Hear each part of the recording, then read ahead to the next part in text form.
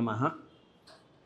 ಇಂದಿನ ಈ ಸಂಜೆಯ ಉಪನ್ಯಾಸ ಕಾರ್ಯಕ್ರಮಕ್ಕೆ ಬಂದಿರತಕ್ಕಂಥ ತಮಗೆ ಹಾಗೂ ಉಪನ್ಯಾಸಕರಿಗೆ ರಾಮತೀರ್ಥ ಸೇವಾ ಫೌಂಡೇಶನ್ ಪರವಾಗಿ ಹೃತ್ಪೂರ್ವಕವಾಗಿ ಸ್ವಾಗತಿಸ್ತೀನಿ.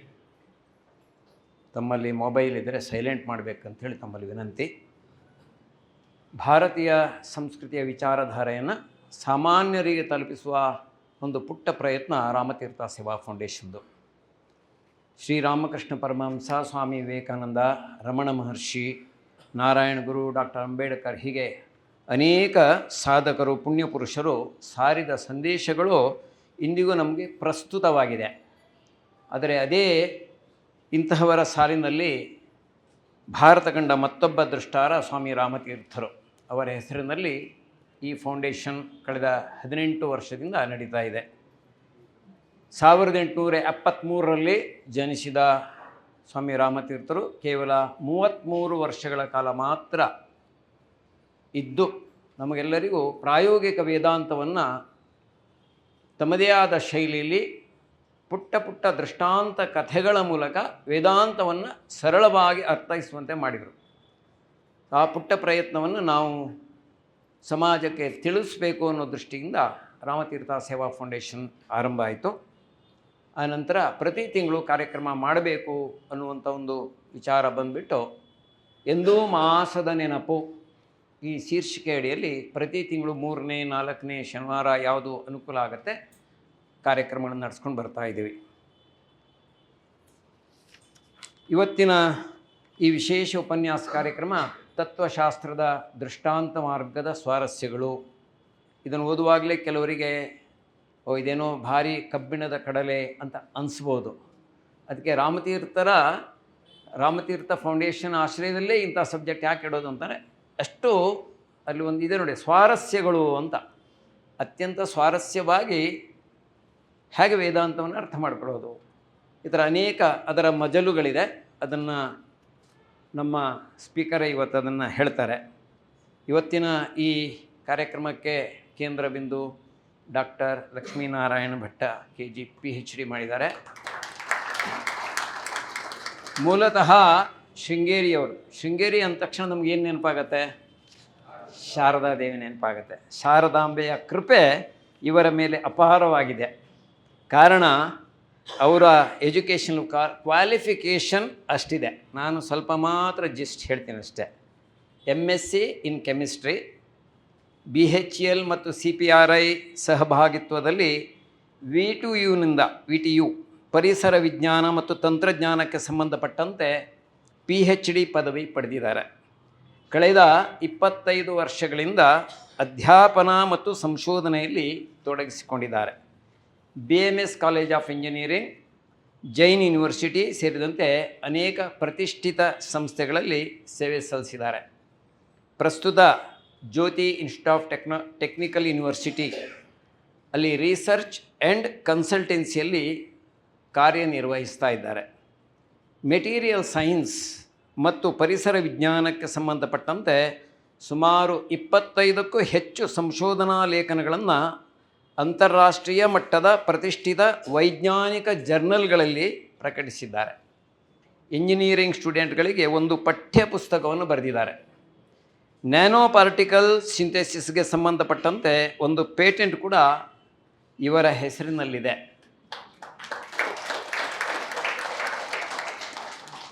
ಇವರ ರಿಸರ್ಚ್ ಆರ್ಟಿಕಲ್ಸ್ಗಳನ್ನು ಗೂಗಲ್ ಸ್ಕಾಲರ್ನಲ್ಲಿ ನಾವು ನೋಡ್ಬೋದು. ಬಾಲ್ಯದಿಂದಲೇ ರಾಷ್ಟ್ರೀಯ ಸ್ವಯಂ ಸೇವಕ ಸಂಘದ ಸಂಪರ್ಕದಲ್ಲಿದ್ದು ಅನೇಕ ಸಾಮಾಜಿಕ ಸಾಂಸ್ಕೃತಿಕ ಚಟುವಟಿಕೆಗಳಲ್ಲಿ ತೊಡಗಿಸಿಕೊಂಡಿದ್ದಾರೆ. ವಿಶೇಷವಾಗಿ ಎನ್ವಿರಾನ್ಮೆಂಟಲ್ ಸೈನ್ಸ್ನಲ್ಲಿ ಅನೇಕ ವರ್ಕ್ಶಾಪ್ಗಳಲ್ಲಿ ರಿಸೋರ್ಸ್ ಪರ್ಸನ್ ಆಗಿ ಸೇವೆ ಸಲ್ಲಿಸಿದ್ದಾರೆ. ಕನ್ನಡ ಮತ್ತು ಇಂಗ್ಲೀಷ್ ನ್ಯೂಸ್ ಪೇಪರ್ಗಳಲ್ಲಿ ಆರ್ಟಿಕಲ್ ಪ್ರಕಟವಾಗಿದೆ. ನಚಿಕೇತ ಪ್ರಕಾಶನ ಅಂಥೇಳಿ ಅವರು ಪಬ್ಲಿಷಿಂಗ್ ಇಟ್ಕೊಂಡಿದ್ದಾರೆ. ಹೆಸರಿನಲ್ಲಿ ಸಹೋದರ ವೇದಬ್ರಹ್ಮ ಗಣೇಶ ಭಟ್ಟ ಅವರ ಸಹಯೋಗದೊಂದಿಗೆ 7 ಧಾರ್ಮಿಕ ಗ್ರಂಥಗಳನ್ನು ಇದುವರೆಗೂ ಪ್ರಕಟಿಸಿದ್ದಾರೆ. ಹವ್ಯಾಸಗಳು ಕನ್ನಡ ಸಾಹಿತ್ಯದ ಓದು, ಪಶ್ಚಿಮ ಘಟ್ಟ ಚಾರಣ, ಈಜು, ಕ್ರೀಡೆ, ಯಕ್ಷಗಾನ ನೋಡುವುದು, ಶಾಸ್ತ್ರೀಯ ಸಂಗೀತ ಕೇಳುವುದು ಇವರ ಇತರ ಹವ್ಯಾಸಗಳು. ನಿತ್ಯ ಯೋಗಾಭ್ಯಾಸ, ಅದನ್ನು ಸಪ್ರೇಟಾಗಿ ಹೇಳಿದೆ ನಾನು, ಯಾಕೆಂದರೆ ಆ ಹವ್ಯಾಸದ ಜೊತೆಗೆ ಹೋಗೋದು ಬೇಡ ಅಂತ. ನಿತ್ಯ ಯೋಗಾಭ್ಯಾಸಿ ಅಷ್ಟೇ ಅಲ್ಲ, ನಿರಾಮ ಯೋಗ ಕುಟೀರಂನಲ್ಲಿ ಕಳೆದ ಹಲವಾರು ವರ್ಷಗಳಿಂದ ಯೋಗ ಕ್ಲಾಸಸ್ ತಗೊಳ್ತಾರೆ. ಸೀನಿಯರ್ ಟೀಚರ್ಗಳಲ್ಲಿ ಒಬ್ಬರು. ಹಾಗೆ ರಾಮತೀರ್ಥ ಸೇವಾ ಫೌಂಡೇಶನ್ನ ಟ್ರಸ್ಟಿಗಳಲ್ಲಿ ಒಬ್ಬರು. ಈ ವರ್ಷದಿಂದ ನಮ್ಮ ಟ್ರಸ್ಟಲ್ಲಿ ಇನ್ನು 4 ಜನ ಹೊಸ ಟ್ರಸ್ಟಿಗಳನ್ನು ಜೋಡಿಸ್ಕೊಂಡಿದ್ದೇವೆ. ನಮ್ಮ ಕಾರ್ಯವನ್ನು ಇನ್ನು ಚೆನ್ನಾಗಿ ಮಾಡಬೇಕು ಅಂಥೇಳಿ ಆ ದೃಷ್ಟಿಯಲ್ಲಿ ಆ ಟ್ರಸ್ಟಿಗಳಲ್ಲಿ ಇವರೊಬ್ಬರು. ಶ್ರೀಯುತ ಮಧುಕರ್ ಇದ್ದಾರೆ, ಶ್ರೀಯುತ ಶರತ್ತು, ಶ್ರೀಯುತ ಮೋಹನ್, 4 ಜನ ಹೊಸದಾಗಿ ನಮಗೆಲ್ಲರಿಗೂ ಪರಿಚಯ ಇರೋದರಿಂದ ಅವ್ರ ಹೆಸರು ನಿಮ್ಮ ಮುಂದೆ ಹೇಳಿದ್ದೀನಿ ನಾನು. ಈ ಸಂಜೆಯ ಉಪನ್ಯಾಸವನ್ನು ನೀಡಲಿಕ್ಕೆ ತುಂಬ ಸಹರ್ಷದಿಂದ ಬಂದಿರತಕ್ಕಂಥ ಡಾಕ್ಟರ್ ಲಕ್ಷ್ಮೀನಾರಾಯಣ ಭಟ್ ಅವರಿಗೆ ರಾಮತೀರ್ಥ ಸೇವಾ ಫೌಂಡೇಶನ್ ಮತ್ತು ತಮ್ಮೆಲ್ಲರ ಪರವಾಗಿ ಹೃತ್ಪೂರ್ವಕವಾಗಿ ನಾನು ಸ್ವಾಗತಿಸ್ತೀನಿ. ಬಂದಿರತಕ್ಕಂಥ ತಮಗೆಲ್ಲರಿಗೂ, ಕೆಲವರು ಈ ವಿಷಯ ತಿಳ್ಕೊಂಡು ಬಂದಿದ್ದೀರಿ. ಇವತ್ತಿನ ಟ್ರಾಫಿಕ್ಕಿಗೆ ಕಷ್ಟ ಆಗಿ ಕೆಲವರು ಲೇಟಾಗಿ ಬರಬಹುದು.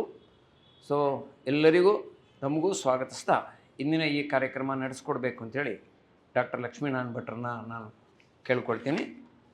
ಓಂಕಾರ ಸ್ವರೂಪನಾದ ಭಗವಂತನನ್ನು ಮನಸ್ಸಾ ಪ್ರಾರ್ಥಿಸಿ ಎಲ್ಲರಿಗೂ ನಮಸ್ಕಾರ. ಮಾಸ್ಟ್ರು ತುಂಬ ಹೇಳಿದರು, ಅದು ಯಾವುದನ್ನು ಕನ್ಸಿಡರ್ ಮಾಡಬೇಡಿ ಅಂತ ಹೇಳ್ತಾ, ಇವತ್ತು ಎಂದೂ ಮಾಸದ ನೆನಪು ಈ ತಿಂಗಳ ಕಾರ್ಯಕ್ರಮಕ್ಕೆ ನಾನೇ ಮಾತಾಡಬೇಕು ಅಂತ ಹೇಳಿ ನಿರ್ಧಾರ ಆದಾಗ ಮೊದಲನೇ ಸಮಸ್ಯೆ ಬಂದಿದ್ದೇನು ಅಂತ ಹೇಳಿದರೆ ಏನು ಮಾತಾಡೋದು ಅಂಥೇಳಿ. ಎರಡನೇದು, ಆ ಮಾತಾಡೋದಕ್ಕೆ ಯಾವ ಶೀರ್ಷಿಕೆಯನ್ನು ಕೊಡಬೇಕು ಅಂತ ಹೇಳ್ಬಿಟ್ಟು ಸುಮಾರು ಯೋಚನೆ ಮಾಡ್ತು. ಆದರೆ ಯೋಚನೆ ಮಾಡೋಷ್ಟು ಟೈಮ್ ಇರಲಿಲ್ಲ. ಸೊ ಯಾವ್ದಾದ್ರು ಒಂದು ಶೀರ್ಷಿಕೆ ಬೇಗ ಒಂದು ನಿರ್ಧಾರಕ್ಕೆ ಬರಬೇಕು ಅಂತ ಮಾಸ್ಟರ್ ಹೇಳಿದರು. ಹೇಳಿದ ಕೂಡಲೇ ಫಸ್ಟ್ ಅನಿಸಿದ್ದು ನನಗೆ ಮನೋರಮ ವೇದಾಂತ ದೃಷ್ಟಾಂತಮಾಲ ಚಿಕ್ಕದಾಗಿದೆ ಅಂತ ಅನಿಸ್ತು. ದೃಷ್ಟಾಂತ ಕಥೆಗಳನ್ನು ಹೇಳೋದಕ್ಕೆ ಒಂದು ಚಿಕ್ಕದಾಗಿರ್ತಕ್ಕಂಥ ಒಂದು ಟೈಟಲ್ ಸಿಕ್ತು ಅಂತ ಹೇಳಿ ಭಾಳ ಖುಷಿಯಲ್ಲಿದ್ದೆ. ಆದರೆ ಸ್ವಲ್ಪ ಹೊತ್ತಾದ ಕೂಡಲೇ ಅನಿಸ್ತು ದೃಷ್ಟಾಂತ ಮಾಲಾ ಅಂತ ಹೇಳ್ಬಿಟ್ಟು ಕತೆ ಹೇಳಕ್ಕೆ ಹೋಗಿ ನಂದೇ ಒಂದು ತೆನಾಲಿ ರಾಮಕೃಷ್ಣನ ಕತೆ ಆಗುತ್ತೇನೋ ಅಂತ ಹೇಳ್ಬಿಟ್ಟು. ಹಾಗಾಗಿ ತೆನಾಲಿ ರಾಮಕೃಷ್ಣನದೊಂದು ಕತೆ ಇದೆ, ತಿಲಕಾಷ್ಟ ಮಹಿಷ ಬಂಧನ ಅಂತ ಹೇಳ್ಬಿಟ್ಟು. ನನ್ನ ಪರಿಸ್ಥಿತಿನೂ ಅದೇ ರೀತಿ ಆಗೋತ್ತೇನೋ ಅಂತ ಹೇಳ್ಬಿಟ್ಟು ಬೇಡ ಅಂತ ಹೇಳ್ಬಿಟ್ಟು ಟೈಟಲ್ ಚೇಂಜ್ ಮಾಡಿದೆ. ಅದೇನಾಯಿತು ಅಂತ ಹೇಳಿದರೆ, ನಮ್ಮ ಕನ್ನಡದಲ್ಲಿ ಒಂದು ಗಾದೆ ಇದೆ, ಊದತ್ ಕೊಟ್ಟು ಬಾರ್ಸತ್ ತಗೊಂಡ ಅಂತ ಹೇಳ್ಬಿಟ್ಟು. ಒಬ್ಬ ಮಗ, ಸಣ್ಣ ಹುಡುಗ ಜಾತ್ರೆಗೆ ಹೋಗಿ ಒಂದು ಪಿ ತಗೊಂಬಂದಂತೆ. ಮನೇಲಿ ಅಪ್ಪ ಕೂತ್ಕೊಂಡವನಿಗೆ ತುಂಬ ಡಿಸ್ಟರ್ಬ್ ಆಗ್ತಿತ್ತು, ಪಿ ಊದ್ತಾ ಇದ್ದ. ಅಪ್ಪ ಬೈದ, ಇದೆಂಥ ಮರೆ, ಹೋಗ್ಬಿಟ್ಟು ಅದನ್ನು ಬೇರೆ ಏನಾರು ತೊಗೊಂಡು ಬಾ ಅಂತೇಳಿ. ಅವನು ಊದೋದು ಹೋಗ್ಬಿಟ್ಟು ಜಾತ್ರೆಗೆ ಹೋಗಿ ಎಕ್ಸ್ಚೇಂಜ್ ಮಾಡ್ಕೊಂಡು ಬಂದಿದ್ದು ಒಂದು ಡ್ರಮ್ಮು ಬಾರಿಸೋದು. ಅದು ಇನ್ನೂ ಡಿಸ್ಟರ್ಬೆನ್ಸ್ ಅವನಿಗೆ. ಸೊ ಆ ಶೀರ್ಷಿಕೆ ಬಿಟ್ಟು ಈ ಶೀರ್ಷಿಕೆ ಅಂತ ಹೇಳಿದರೆ ಇದಿನ್ನೂ ಆ ಥರ ಆಯ್ತನೋ ಅಂತ ಅನ್ನೋ ಒಂದು ಅಂಜಿಕೆ ಮತ್ತು ಭಯದಲ್ಲೇ ಇವತ್ತು ಶುರು ಮಾಡ್ತಾ ಇದ್ದೀನಿ. ಒಂದು, ಆಮೇಲೆ ಈ ಸಿನಿಮಾಗಳನ್ನು ನೀವೆಲ್ಲರೂ ನೋಡಿರ್ತೀರ. ಸಿನಿಮಾ ಶುರು ಆಗೋಕ್ಕಿಂತ ಮೊದಲು ಒಂದು ಡಿಸ್ಕ್ಲೈಮರ್ ಹಾಕ್ತಾರೆ. ಸೊ ಆ ಡಿಸ್ಕ್ಲೈಮರ್ ಹಾಕ್ಕೊಂಡು ಮುಂದಕ್ಕೆ ಹೋಗಬೇಕು ಅಂತ ಹೇಳಿ ಆಲೋಚನೆ ಮಾಡಿ ಒಂದು ಡಿಸ್ಕ್ಲೈಮರ್ ಹಾಕಿದ್ದೀನಿ. ಏನು ಅಂತ ಹೇಳಿದರೆ, ಸಿನಿಮಾದ್ದೇ. ನಾನು ಯಾವುದೇ ರೀತಿಯಾಗಿ ಗುರುಮುಖೇನ ಶಾಸ್ತ್ರೀಯವಾಗಿ ಈ ದರ್ಶನಶಾಸ್ತ್ರದ ಯಾವುದೇ ಶಾಖೆಯನ್ನು ಅಭ್ಯಾಸ ಮಾಡಿಲ್ಲ. ಅದಕ್ಕೆ ಭಕ್ತ ಕುಂಬಾರಂದು ಒಂದು ಲೈನ್ ಸಿಕ್ತು, ಅದೇ ಲೈನ್ ಹಾಕ್ಬಿಟ್ಟೆ, ಪರತತ್ವವನ್ನು ಬಲ್ಲ ಪಂಡಿತನು ನಾನಲ್ಲ ಅಂಥೇಳಿ. ಆದರೆ ಆ ಭಕ್ತ ಕುಂಬಾರದ ಎರಡನೇ ಲೈನ್ ಇದೆಯಲ್ಲ, ಅದು ಆ್ಯಕ್ಚುಲಿ ಡಿಸ್ಕ್ಲೈಮರ್ ಅಲ್ಲ. ಅದು ಅಲ್ಲೊಂದು ಸ್ವಾರಸ್ಯ ಇದೆ, ನೀವು ಅದನ್ನು ಸರಿಯಾಗಿ ಓದಿ. ಹರಿನಾಮ ಒಂದುಳಿದು ನನಗೇನು ತಿಳಿದಿಲ್ಲ, ಅಲ್ಲಿ ಕ್ಲೈಮ್ ಮಾಡ್ತಾ ಇದ್ದಾನೆ ಭಕ್ತ ಕುಂಬಾರ. ಏನು ಅಂತ ಹೇಳಿದರೆ ಅವನಿಗೆ ಹರಿನಾಮ ಗೊತ್ತಿದೆ ಅಂತ ಹೇಳ್ಬಿಟ್ಟು. ಸೊ ನಂದು ಡಿಸ್ಕ್ಲೈಮರ್ ಅಲ್ಲಿಗೆ ನಿಂತು ಬಿಡುತ್ತೆ. ಎರಡನೇದಕ್ಕೆ ಬಂದ ಕೂಡಲೇ ನನಗೆ ಇನ್ನೂ ಹೆದರಿಕೆ ಆಗ್ಲಿಕ್ಕೆ ಶುರು ಆಯಿತು. ಇನ್ನೂ ಹೆದರಿಕೆ ಯಾಕೆ ಶುರು ಆಯಿತು ಅಂತ ಹೇಳಿದರೆ, ಭಕ್ತಿ ಮಾರ್ಗದ ಯೋಗಿ ಅವನು ಭಕ್ತ ಕುಂಬಾರ. ನಾನು ಈ 21ನೇ ಶತಮಾನದ ಪೂರ್ವಾರ್ಧದಲ್ಲಿ, ಆ ಕಡೆ ಆರ್ಟಿಫಿಷಿಯಲ್ ಇಂಟೆಲಿಜೆನ್ಸು ಇಲ್ಲ, ಈ ಕಡೆ ನ್ಯಾಚುರಲ್ ಇಂಟೆಲಿಜೆನ್ಸು ಇಲ್ಲ, ಅಂತಹ ಒಂದು ಕನ್ಫ್ಯೂಸ್ಡ್ ಸ್ಟೇಟಲ್ಲಿ ಇರ್ತಕ್ಕಂಥ ಸೋಕಾಲ್ಡ್ ಆಧುನಿಕ ಮನಸ್ಸು, ಆಧುನಿಕ ಮನುಷ್ಯ, ಓದಿರೋದು ಮೆಟೀರಿಯಲ್ ಸೈನ್ಸ್. ಮತ್ತೆ ಅದೇ ರೀತಿಯಾಗಿರ್ತಕ್ಕಂಥ ಒಂದು ಇಬ್ಬಗೆ ಅಥವಾ ಇಬ್ಬಂದಿತನ ಕಾಡಕ್ಕೆ ಶುರು ಆಯಿತು. ಆ ಇಬ್ಬಂದಿತನಕ್ಕೆ ಮಂಕುತಿಮ್ಮನ ಕಗ್ಗದಲ್ಲಿ ಒಂದು ಬಹಳ ಸುಂದರವಾಗಿರ್ತಕ್ಕಂಥ ಒಂದು ಪದ್ಯ ಇದೆ. ಇದೇ ಪದ್ಯ. ನಂಬದಿರ್ದನು ತಂದೆ ನಂಬಿದನು ಪ್ರಹ್ಲಾದ, ನಂಬಿಯುಂ ನಂಬದಿರು ವಿಬ್ಬಂದಿ ನೀನು, ಕಂಬದಿನೋ ಬಿಂಬದಿನೋ ಮೋಕ್ಷವರಿಂಗಾಯ್ತು, ಸಿಂಬಳದಿನೋಣ ನೀನು ಮಂಕುತಿಮ್ಮ ಅಂತ. ಇದು ಈ ಆಧುನಿಕ ಮನಸ್ಸಿನ ಸ್ಥಿತಿ. ಇಬ್ಬಗೆಯ ನೀತಿ, ಈ ಕಡೆಗೋ ಆ ಕಡೆಗೋ, to be or not to be. ಯೋಗ ಕ್ಲಾಸಿಗೆ ಬರೋದೋ ಬೇಡೋ, ಮಳೆ ಬರ್ತಿದೆಯೋ ಇಲ್ವೋ, ಅಲ್ಲಿಂದನೇ ಶುರು ಆಗುತ್ತೆ. ಬೆಳಗ್ಗೆ ಎತ್ತು ಕೂಡಲೇ ಅಲ್ಲಿಂದನೇ ಶುರು ಆಗುತ್ತೆ ಆ ಇಬ್ಬಂದಿತನ. ಆಮೇಲೆ ಈ ಪ್ರೆಸೆಂಟೇಷನ್ಗೋಸ್ಕರ ಅಂತ ಹೇಳ್ಬಿಟ್ಟು ಈ ಒಂದು ಪದ್ಯವನ್ನು ಇಲ್ಲಿ ಹಾಕಬೇಕು ಅಂತ ಅನ್ಕೊಂಡಾಗ ಅದರೊಳಗೆ ಇನ್ನೊಂದು ಸ್ವಾರಸ್ಯ ಇದೆ ಅಂತ ಅನಿಸ್ತು ನನಗೆ. ಅದು ನನಗೆ ಅನಿಸಿದ್ದು, ಆ ಇಬ್ಬಂದಿತನಕ್ಕೆ ಪ್ರತೀಕವಾಗಿ ನರಸಿಂಹಸ್ವಾಮಿಯ ರೂಪ ಇದೆಯೇನು ಅಂತ ಹೇಳ್ಬಿಟ್ಟು, ಆ ಕಡೆಗೂ ಇಲ್ಲ ಈ ಕಡೆಗೂ ಇಲ್ಲ ಅಂತ ಹೇಳ್ಬಿಟ್ಟು. ಅದೇ ಮೋಸ್ಟ್ಲಿ ಆ ಚಮತ್ಕಾರವನ್ನು ಕವಿಯಲ್ಲಿ ಮಾಡಿರಲಿಕ್ಕೂ ಸಾಧ್ಯ ಇದೆ. ಸೊ ಈ ರೀತಿಯಾಗಿರ್ತಕ್ಕಂಥ ಒಂದು ಇಬ್ಬಂದಿತನದಿಂದಲೇ ಮೆಟೀರಿಯಲ್ ಸೈನ್ಸ್ ಓದ್ಕೊಂಡು ಅಲ್ಲಿಂದ ಫಿಲಾಸಫಿಲಿ ಏನಾರು ಇದೆ ಇಲ್ಲಿ ಇಲ್ಲದೆ ಇರೋದು ಅನ್ನೋ ಒಂದು ಕಾರಣಕ್ಕೋಸ್ಕರನೇ, ಅದು ನೆಗೆಟಿವ್ ಹೌದು ಪಾಸಿಟಿವ್ ಪಾಯಿಂಟ್ ಹೌದು. ಅದರಿಂದನೇ ಇದನ್ನು ಏನೋ ಒಂದು ಚೂರು ಆ ಕಡೆಗೆ ಈ ಕಡೆಗೆ ಯಾರೋ ಹೇಳಿದ್ದು ಕೇಳಿದ್ದು ಓದಿದ್ದು ಅಂತ ಹೇಳಿ ಅದನ್ನು ಪ್ರಾರಂಭ ಮಾಡಿದ್ದು. ಅದನ್ನು ಪ್ರಾರಂಭ ಮಾಡಿದಾಗ ಬೇರೆ ಬೇರೆ ಪುಸ್ತಕಗಳನ್ನು ಓದಿದ್ದಾಯ್ತು. ಆ ಬೇರೆ ಬೇರೆ ಪುಸ್ತಕಗಳನ್ನು ಓದೋಕ್ಕೆ ಹೋದಾಗ ಆ ಕನ್ಫ್ಯೂಷನ್ ಇನ್ನೂ ಸ್ವಲ್ಪ ಜಾಸ್ತಿ ಆಗ್ಲಿಕ್ಕೆ ಶುರುವಾಯಿತು. ಆ ಕನ್ಫ್ಯೂಷನ್ ಯಾಕೆ ಜಾಸ್ತಿ ಆಗ್ಲಿಕ್ಕೆ ಶುರುವಾಯಿತು ಅಂತ ಹೇಳಿದರೆ, ಈ ದರ್ಶನಶಾಸ್ತ್ರದ ಪಾರಿಭಾಷಿಕ ಪದಗಳಿದಾವಲ್ಲ, ಮನಸ್ಸು, ಬುದ್ಧಿ, ಇಂದ್ರಿಯ, ಅಂತಃಕರಣ, ಆತ್ಮ, ಪರಮಾತ್ಮ, ಜ್ಞಾನ, ಕರ್ಮ, ಧರ್ಮ, ಇವುಗಳಿಗೆ ಅನೇಕ ಅರ್ಥಗಳಿದ್ದಾವೆ. ಅಂದರೆ ಬೇರೆ ಬೇರೆ ವ್ಯಾಖ್ಯಾನಕಾರರು ಬೇರೆ ಬೇರೆ ರೀತಿಯಲ್ಲಿ ಇದಕ್ಕೆ ವ್ಯಾಖ್ಯಾನ ಮಾಡಿದ್ದಾರೆ. ಹಾಗಾದರೆ ನಾನೇನು ಮಾಡಬೇಕು? ಮತ್ತೆ ಕನ್ಫ್ಯೂಷನ್ ಸ್ಟೇಟ್. ಇವಕ್ಕೆಲ್ಲ ಆಕಾಶ ಶಬ್ದಗಳು ಅಂತ ಕರೀತಾರೆ. ಆಕಾಶ ಶಬ್ದಗಳು ಅಂತ ಯಾಕೆ ಕರೀತಾರೆ ಅಂತ ಹೇಳಿದರೆ, ಅದ್ರ ಹಿಂದ್ಗಡೆ ಒಂದು ಬಹಳ ಸ್ವಾರಸ್ಯಕರವಾಗಿರ್ತಕ್ಕಂಥ ಒಂದು ಕಥೆ ಇದೆ. ದೇವತೆಗಳು, ಮನುಷ್ಯರು ಮತ್ತು ಅಸುರರು, ಈ ಮೂರೂ ಗಣದವರು ಪ್ರಜಾಪತಿಯ ಮಕ್ಕಳು. ಈಗ ನಮ್ಮಲ್ಲೂ ಎಲ್ಲ ಬೇರೆ ಬೇರೆ ರೀತಿಯಲ್ಲಿ ಒಂದು ಕಮ್ಯುನಿಟಿ ಮಾಡಿಕೊಂಡು ಅದರೊಳಗೆಲ್ಲ ಡಿಸ್ಕಸ್ ಮಾಡಿ ಎಲ್ಲ ಮಾಡ್ತೀವಲ್ಲ ನಾವು, ನಮ್ಮ ಒಂದು ಕಮ್ಯುನಿಟಿನ ಉದ್ಧಾರ ಮಾಡೋದು ಹೇಗೆ ಅಂಥೇಳಿ. ಹಾಗೆ ಅವರು ಎಲ್ಲರೂ ಕೂಡ ಒಂದ್ಸಲ ಎಲ್ಲ ಸೇರಿಕೊಂಡು ಅವರೇ ಬೇರೆ ಬೇರೆಯಾಗಿ ಒಂದು ಪಂಗಡ, ಆ ಗಣಗಳು ಮೀಟಿಂಗ್ ಮಾಡಿದರು. ಮೀಟಿಂಗ್ ಮಾಡಿ ನಮ್ಮ ಪಂಗಡವನ್ನು ಅಥವಾ ನಮ್ಮ ಒಂದು ಗಣವನ್ನು ಉದ್ಧಾರ ಮಾಡಬೇಕು ಅಂತಂದರೆ ಏನು ಮಾಡಬೇಕು, ಸರಿ ಏನು ಮಾಡೋದು, ನಮ್ಮ ತಂದೆಯವರನ್ನೇ ಹೋಗಿ ಕೇಳೋಣ ಅಂಥೇಳಿ ಪ್ರಜಾಪತಿ ಹತ್ರ ಮೊದಲು ದೇವತೆಗಳು ಹೋದ್ರಂತೆ. ದೇವತೆಗಳು ಹೋಗ್ಬಿಟ್ಟು, ತಂದೆ, ನಮ್ಮ ಉನ್ನತಿಗಾಗಿ ನೀನು ಉಪದೇಶ ಮಾಡು ಅಂತ ಹೇಳಿದ್ರಂತೆ. ಪ್ರಜಾಪತಿ ದ ಅಂತ ಒಂದು ಅಕ್ಷರವನ್ನು ಹೇಳಿ ತಿಳಿಯಿತೆ ಅಂತ ಕೇಳಿದಂತೆ. ದೇವತೆಗಳೆಲ್ಲರೂ ಹಾಂ ದ, ಓ ತಿಳಿಯಿತು ತಿಳಿಯಿತು, ದಾಮ್ಯತ ಅಂದರೆ ದಮ ಅಂದರೆ ಇಂದ್ರಿಯ ನಿಗ್ರಹ ಮಾಡಬೇಕು ನಾವು, ಆಯಿತು ಅಂಥೇಳಿ ಅಪ್ಪಣೆ ಅಂಥೇಳಿ ವಾಪಸ್ ಬಂದರು. ದೇವತೆಗಳು ಎಲ್ಲರೂ ನಮಗೆ ಗೊತ್ತಿದೆ, ಅವರೆಲ್ಲರೂ ಇಂದ್ರಿಯ ಲೋಲುಪರು. ಹಾಗಾಗಿ ಅವ್ರಿಗೆ ತಕ್ಷಣ ಅನಿಸಿದ್ದೇನು, ದಾ ಅಂತ ಹೇಳಿದ ಕೂಡಲೇ ಅನಿಸಿದ್ದೇನು ಅಂತ ಹೇಳಿದರೆ ದಾಮ್ಯತ, ಇಂದ್ರಿಯ ನಿಗ್ರಹ ಮಾಡಬೇಕು ಅಂತ ಹೇಳ್ಬಿಟ್ಟು. ಅದಾದ್ರ ಮೇಲೆ ಮನುಷ್ಯರು ಹೋದ್ರಂತೆ. ಮನುಷ್ಯರೋಗಿ ಮತ್ತದೇ ನಮ್ಮ ಗಣದ ಉದ್ಧಾರಕ್ಕಾಗಿ ನೀನು ಉಪದೇಶ ಮಾಡಬೇಕು ನಮಗೆ. ಮತ್ತೆ ಪ್ರಜಾಪತಿ ದ, ಕೇಳಿಸ್ತಾ? ತಿಳಿತಾ? ತಿಳಿತು. ಏನು ದ ಅಂತ ಹೇಳಿದರೆ ದತ್ತ, ದಾನ ಮಾಡಬೇಕು, ಆಯಿತು ಅಂಥೇಳಿ ವಾಪಸ್ ಬಂದ್ರಂತೆ. ಯಾಕೆ ಅಂತ ಹೇಳಿದರೆ ಮನುಷ್ಯರಿಗೆ ಸಂಗ್ರಹ ಬುದ್ಧಿ ಮತ್ತು ಆ ಜಿಪುಣತನ ಅಂತ ಏನು ಹೇಳ್ತಾರೆ, ಲೋಭ, ಅದು ಜಾಸ್ತಿ. ಹಾಗಾಗಿ ಅವ್ರು ಆ ರೀತಿ ಅರ್ಥ ಮಾಡ್ಕೊಂಡ್ರು. ಅದಾದ್ರ ಮೇಲೆ ರಾಕ್ಷಸರು ಹೋದಂತೆ. ಅವರು ಅದೇ ಕತೆ, ನಮ್ಮ ಪಂಗಡದ ಉದ್ಧಾರಕ್ಕಾಗಿ ನೀನು ಉಪದೇಶ ಮಾಡಬೇಕು ಅಂತೇಳಿ. ಮತ್ತೆ ಪ್ರಜಾಪತಿದ ಅದೇ ಕತೆ, ದ, ಅರ್ಥ ಆಯ್ತಾ, ತಿಳಿತಾ? ತಿಳಿತು. ಏನು ತಿಳಿತು? ದಯಧ್ವಂ ಅಂತ ಹೇಳಿದರೆ ದಯೆಯನ್ನು ತೋರಬೇಕು. ಸೊ ರಾಕ್ಷಸರಲ್ಲಿರ್ತಕ್ಕಂಥ ಒಂದು ಹುಟ್ಟು ಗುಣ ಏನು ಅಂತ ಹೇಳಿದರೆ ಕ್ರೌರ್ಯ, ಹಿಂಸೆ.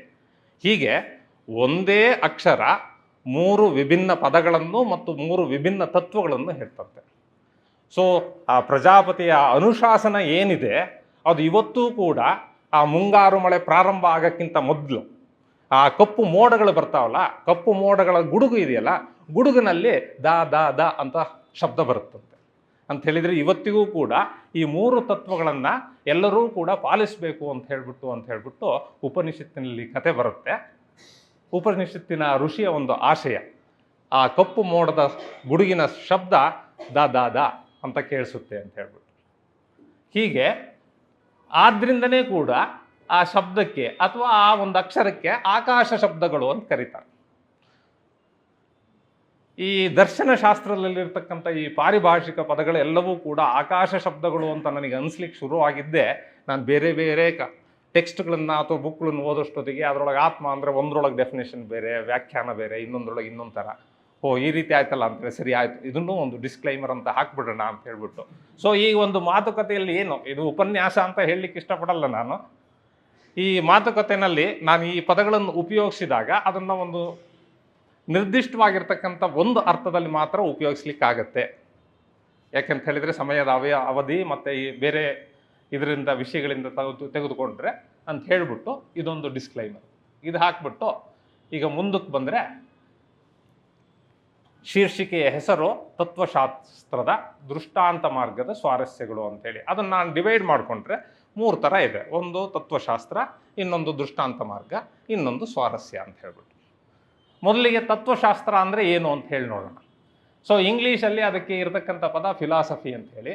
ಫಿಲಾಸ್ ಅಂತ ಹೇಳಿದರೆ ಪ್ರೇಮ ಅಂತ ಹೇಳಿ, ಸೋಫಿಯಾ ಅಂತ ಹೇಳಿದರೆ ಜ್ಞಾನ ಅಂತ ಹೇಳಿದರೆ, ಫಿಲಾಸಫಿ ಅಂತ ಹೇಳಿದರೆ ಜ್ಞಾನದ ಬಗೆಗೆ ಪ್ರೇಮ ಅಂತ ಹೇಳ್ಬೋದು. ಇಲ್ಲಿ 2 ಪದಗಳಿದೆ, ಒಂದು ತತ್ವಶಾಸ್ತ್ರ, ಇನ್ನೊಂದು ದರ್ಶನ ಅಥವಾ ಕಾಣ್ಕೆ ಅಂತ ಹೇಳ್ಬಿಟ್ಟು. ತತ್ವ ಅಂತ ಹೇಳಿದರೆ ತತ್ ಪ್ಲಸ್ ತ್ವ. ತತ್ ಅದರ, ತ್ವ ಸ್ವಂತಿಕೆ, ತನ್ನತನ, ಅದುತನ, ಅಥವಾ ವಸ್ತುವೊಂದರ ಯಥಾರ್ಥ ರೂಪ. ದರ್ಶನ ಅಂತ ಹೇಳಿದರೆ ನೋಟ ಅಂತ ಹೇಳಿ, ಕಾಣ್ಕೆ ಅಂತ ಹೇಳಿದರೆ ಕಾಣುವಿಕೆ ಅಂತ ಹೇಳಿ. ಏನನ್ನು ನೋಡೋದು, ಏನನ್ನು ಕಾಣೋದು ಅಂತ ಹೇಳಿದರೆ ಒಂದು ವಸ್ತುವಿನ ಸತ್ಯ ಸ್ವರೂಪವನ್ನೇ ಕಾಣಬೇಕಾಗಿರ್ತಕ್ಕಂಥದ್ದು ಅಂತ.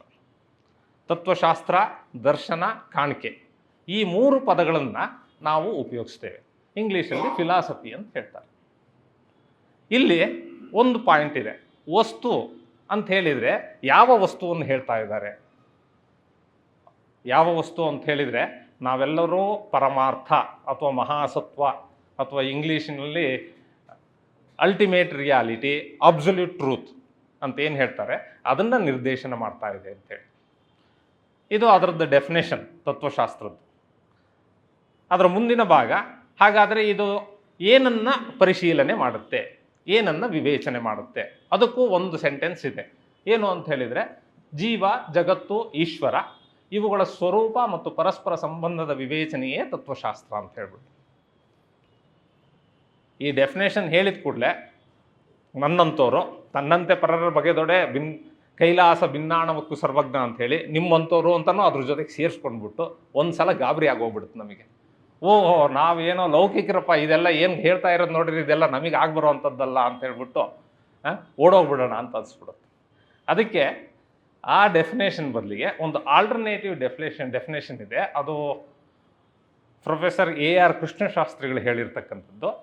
ಅದನ್ನು ನೋಡಿದಾಗ ಗೊತ್ತಾಗುತ್ತೆ ನಮಗೆ, ಇಲ್ಲ ಇದು ಯಾರಿಗೋ ಬೇರೆಯವರಿಗೆ ಸಂಬಂಧಪಟ್ಟ ವಿಚಾರ ಅಲ್ಲ, ಇದು ನಮಗೆ ಅಥವಾ ನಮ್ಮಂಥವರಿಗೆ ಸಂಬಂಧಪಟ್ಟ ವಿಚಾರ ಅಂತ ಹೇಳ್ಬಿಟ್ಟು ಗೊತ್ತಾಗುತ್ತೆ.